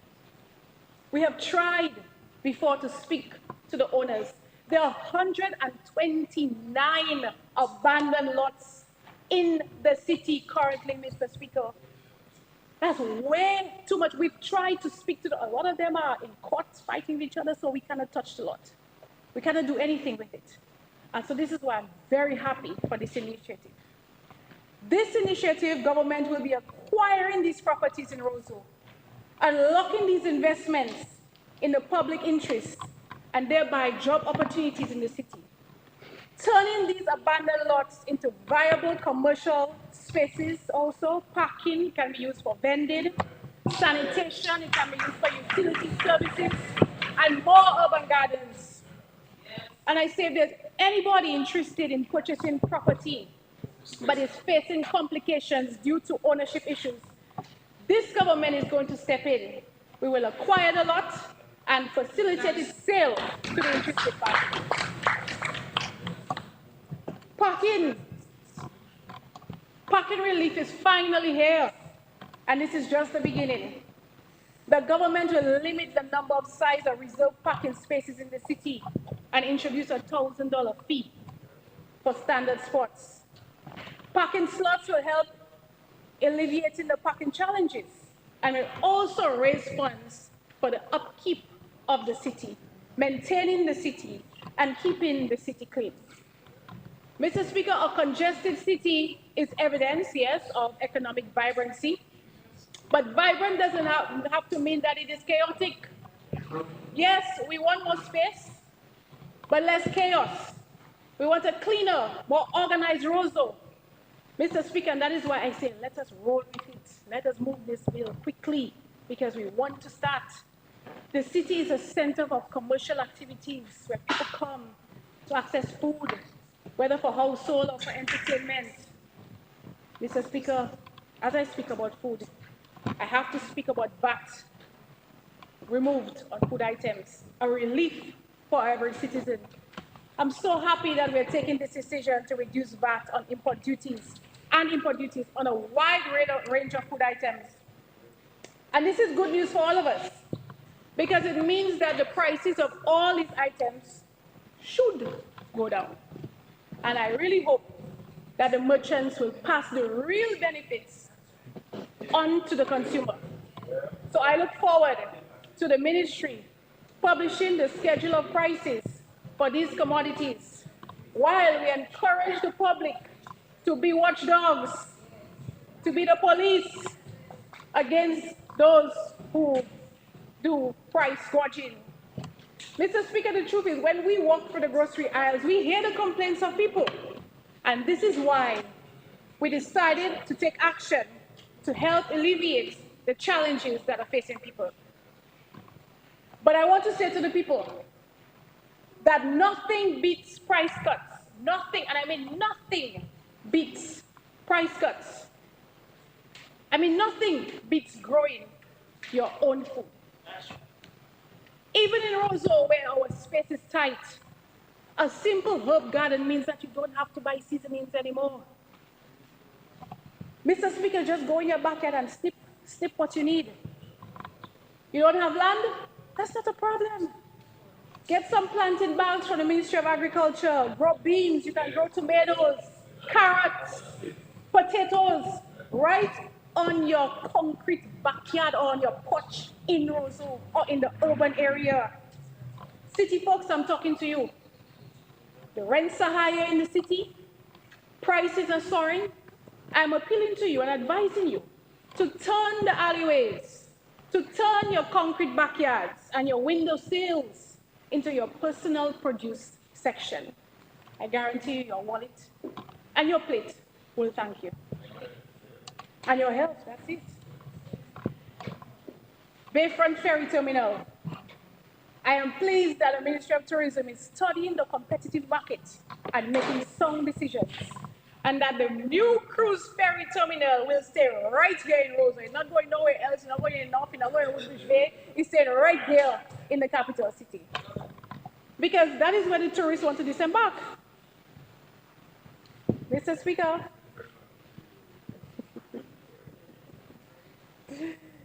Yeah, my finger went on it. Mr. Speaker, right here in Roseau is where the tourists want to disembark. Because when you think of it, when you travel, you want to see the city. You want to see how the people live. You want to shop. And it's going to not just include a ferry terminal, but it's going to include duty-free shopping, restaurants, Mr. Speaker, and a beautiful hangout spot. So I'm really excited about this. Constituency of Roseau Central. Mr. Speaker, constituency representation is where national policy touches the palm of an individual, shaking the power rep's hand, either in your office or at the home. And we as power reps are always thinking of ways to create greater opportunities for our people. In the past year alone, my team in Roseau Central, we've distributed food vouchers to our residents, large families, small families, school uniforms to the government, textbooks, bus fares for primary and secondary schools, grocery hampers to mothers, single mother program. Mr. Speaker, our youth, we pay special attention to our youth in Roseau Central. Our children, they are equally critical. This summer, I had the joy of hosting about 70 amazing students, children, at the annual Roseau Central Summer Camp. And this year we decided to get outside more instead of staying in and doing work. We dove into all sorts of fun, from pottery making to sulfur spa days to historical sites, beach cleanups. But hands down, I must say one of their favorites was learning how to make soap with our very own soap queen right here, Honorable Akira Joseph of Nature Blends. So I want to thank you for that, and I have a confession because parents are calling me and telling me that all their little girls have them on Amazon looking for something because all of them want to start their soap empire. So I don't know if I created more competition for you, but you've certainly inspired a lot of children in this area. I want to thank you, and it was a joyous day for bringing your students from the Cambridge constituency to join us here in Roseau. Mr. Speaker, we also had the Chinese Cultural Open Day at the Chinese Embassy. The children learned a little bit of Mandarin, mastering some table tennis shots, trying Asian cuisine, and forging friendships that stretch beyond our shores. And I want to say that I'm deeply grateful to the Embassy of the People's Republic of China and His Excellency Chu Muangming, the ambassador, for making this opportunity possible. And we heard from the member, Marigot, mention that we need to introduce martial arts here. Well, I have some good news, because on that day, I met with the world champion Kung Fu master, Mr. Gao. And we are planning to introduce Kung Fu, which is a type of martial art for kids and for children. And I was also interested, so I asked him, can I do Kung Fu too? So he said, for ladies, it's Tai Chi, because it's a little bit more it's elegant, but you can still fight, you know? But you're just a bit more elegant. You want to join?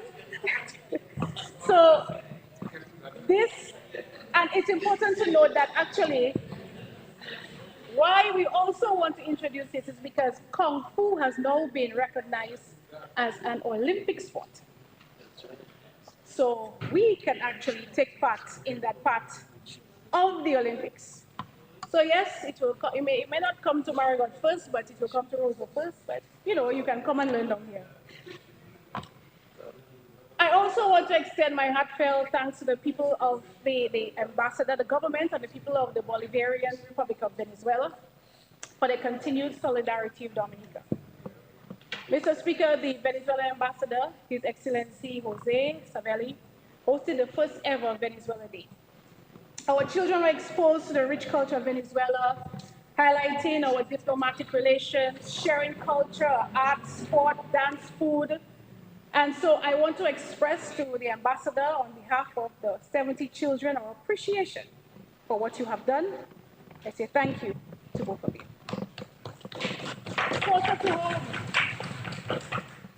Closer to home, the transformation of the historic Dominica Club on High Street into a multi-sport area. You may see it at a halt now, but it's going to pick up. We'll be introducing pickleball, rollerblading, tennis. It's now back on track.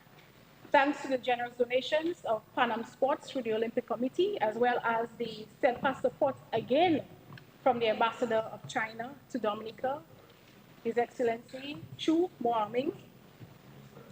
I want to say a special thank you to them. We are going to continue. We're starting again with fixing the courts, and this project will be completed before the end of this year. Mr. Speaker, I'm thrilled to announce that this year's annual Roseau Central Back to School program is ready to pop, really pop. Last year, we had about 600 students walking away with school bags, stationery, awards. We wrapped it up with a big summer splash at People's Park. It was a perfect send-off from summer and placing them into school mood. New friends, fresh uniforms, new bags. And this year is going to be no different. We're bringing the energy, the excitement, and the goodies again. Because let's be honest, they say to me, the old school bag they have, they don't want it again. It's retired, they don't want to see it. So now we have school running past 1 p.m. They need their lunch kits, their bottles, their works. And so this is what we strive to do. Make back to school feel like a celebration, not a chore.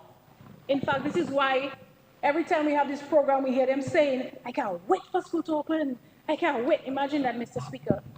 Kids counting down to school and not Christmas. Speaking of school, let's talk about the grammar school. Mr. Speaker, a journey with its fair share of challenges. But this new school year, we are going to celebrate victory. This year, Roseau Central will finally see its iconic flagship grammar school completed, at least in the first phase, which means that students can move into the first phase of this landmark achievement for the community.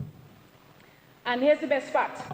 When September rolls around, the brand new wing is going to open with pristine desk, chairs ready to welcome our students. And I'm very excited about this. I want to thank my colleague, Honorable Alfred, whose relentless leadership and pushing this project forward and making this dream, a reality. I must say, teamwork makes the dream work. Roseau Central, your world-class grammar school is here. And so get ready to make history. Christmas Village. Mr. Speaker, the most wonderful time of the year is just 6 months away. And the countdown for me has officially begun. Last year, about 60 vendors participated. And this year, we are going to celebrate the 5th anniversary of the Christmas Village in Roseau. This is our nation's most magical, anticipated holiday showcase. Mr. Speaker, you've been the breathtaking lights, the whimsical decor, the electrifying rides, the sorrel and the fruitcake. I mean, when you just walk inside there, your stress just falls on the wayside because it's a spectacle. And yes, we are doing it again, bigger and brighter and bolder. But we have a wow factor this year. We're introducing Young Bosses Holiday Market. Our kids are brilliant. They're innovative. They're watching TikTok and they're seeing how to make things. And they are full of big ideas. And so this year, we want to give them the spotlight. A special zone just for children, entrepreneurs, to showcase their crafts, their goodies, and their talents. So we have enough time now. I'm appealing to the parents. If you're listening, this is your moment. Help your child to turn their hobby, their talent, or their business idea into something magical. We'll be offering free display areas just for them. Because let's face it, during Christmas, it's the children that run things. So we want to give them their room. They're in charge. Registration is coming soon, so don't let them miss this chance. Be a part, let them be a part of this whole holiday hustle. Get ready, Dominica, because this Christmas village is not just a celebration in 2025, it is a movement. Constituents of Roseau Central. Mr. Speaker, I want to make one thing undeniably clear, that the people of Roseau Central didn't just elect me, they fought for me. They stood in the rain, they stood in the sun, they raised their voices, and they placed their trust in these hands. And so every day that I walk into this chamber, I carry that trust like a torch. My mission is simple, to fight for them with the same fire that they fought for me. Mr. Speaker, I scan every policy, I scan every program, I scan every opportunity that this government offers, and to make sure that Roseau Central is not just included, they're part of it and they're at the top. I disseminate information quick so they can apply, they can be part of it. I call the minister, push this person for me, push this person for me, to make sure we get a piece of the pie. 10 more minutes. That's not politics, that's a promise. Yeah,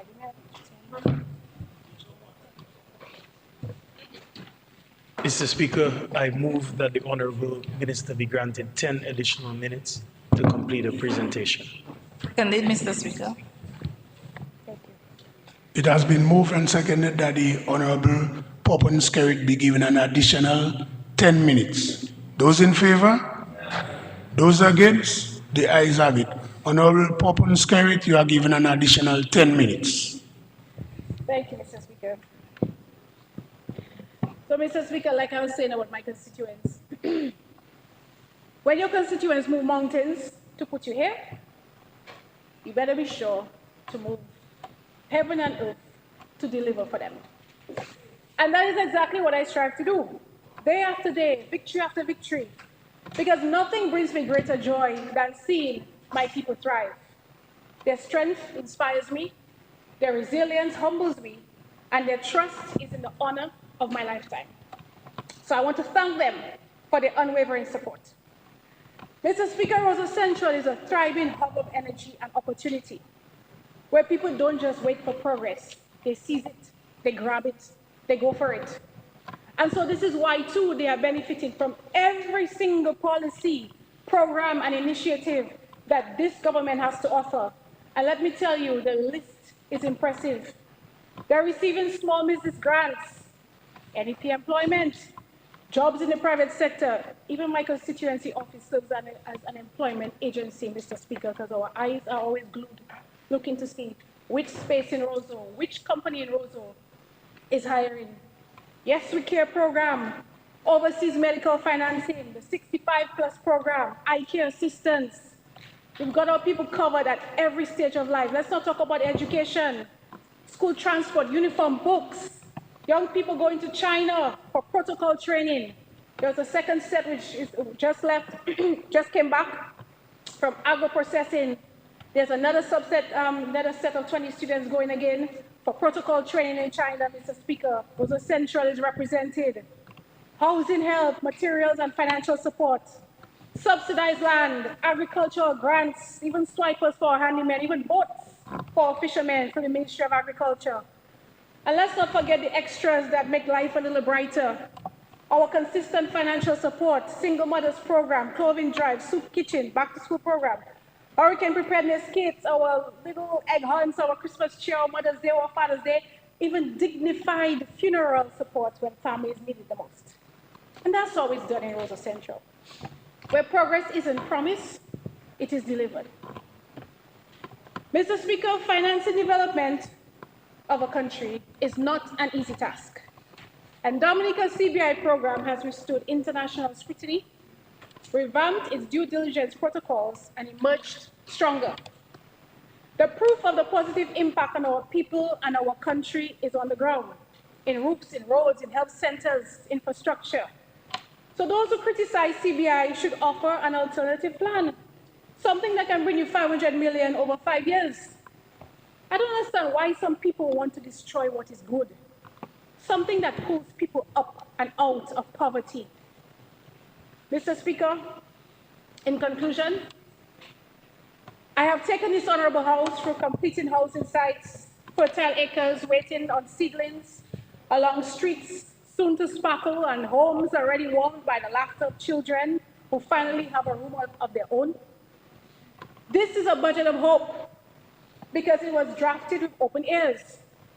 We walked the communities, we walked the aisles of the supermarket, we listened during town hall meetings, and in supermarket aisles, we distilled aspirations into allocations. And so, with gratitude to the Prime Minister and the Minister of Finance, and with faith in the indomitable spirit of Dominica, I fully support the estimates for 2025 to 2026 made by the people, for the people, and destined to lift the people.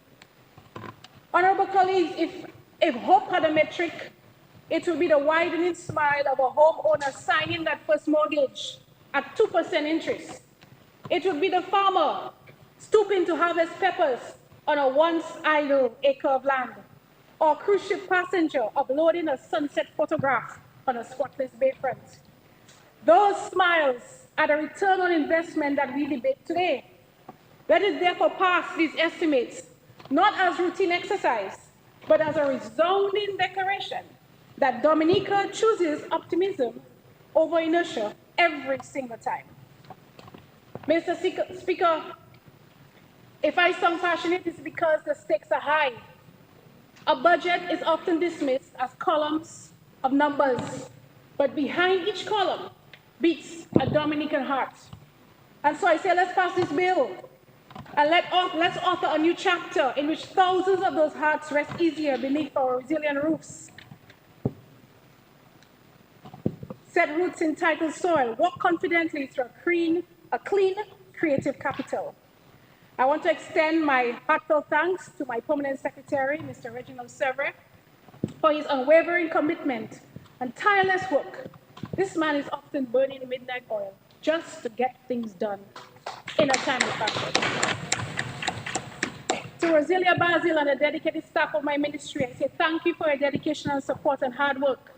In this budget, we have seen the fruits of our labor, what we have fought for, guided by the consultations and the people who walk into our office every single day. Special thank you to Samuel Augustine, the coordinator of urban development, for your dedicated team. They call themselves Team Mel, Mr. Speaker. They designed their whole uniform, Team Mel, working for the people. I mean, I love it. They did it on their own, so it's very flattering to me. But I want to thank them for their outstanding work in managing our housing, our constituency projects in and around Roseau. Their efficiency and transparency and strong track record for delivering results on time is truly appreciated. I want to salute my staff at my constituency office, Terry Green, Jasmine, Ann, Nadia, Hannah, and Sel, for keeping the wheels turning when I'm not around. And they have been working around the clock, Mr. Speaker, to get everything in place for when September 1st reach electoral reform, when we can start to begin cleaning up that voters list and to find out, which we are most interested in, all those who are mysteriously listed with no addresses at all. But Mr. Speaker, you ran Roseau, you know, I often wonder if you even know them. But Mr. Speaker, I want to salute my cabinet colleagues whose portfolios dovetail with mine Because without good roads, our house is isolated. Without stable electricity, our city stalls. Without small business assistance, we would not see all the new innovative businesses and products on our shelves in Dominica. As we close this chapter and we embark on a new journey, I want to leave you with a sense of hope, a sense of purpose, and a sense of pride that this budget is more than just numbers. It's a blueprint for a brighter future. It's a testament to our collective resilience, determination, and unwavering commitment to progress. We're creating opportunities for our people to thrive, to grow, and to succeed. We are building the foundations for economic growth, job creation, and for innovation. And we are ensuring that every citizen has access to affordable housing, a fundamental right that unlocks dignity, security, and peace. Mr. Speaker, let us celebrate our achievements, learn from our challenges, and strive for excellence. Let us demonstrate to the world that little Dominica, we're a nation of resilience, of creativity, and wondering of optimism. Together, Mr. Speaker, we can achieve greatness. Together, we'll build Dominica that is prosperous, inclusive, and full of hope. A dynamic Dominica where every citizen can live with dignity, purpose, and pride. Thank you.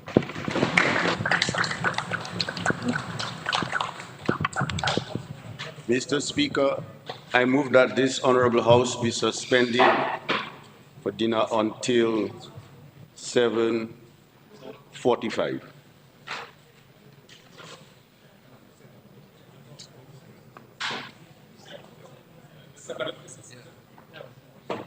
Yeah. Thank you. It has been moved and seconded that this honorable house be suspended until 7:45 this evening. Those in favor? Those against? The ayes have it. House stands suspended until 7:45 p.m. this evening.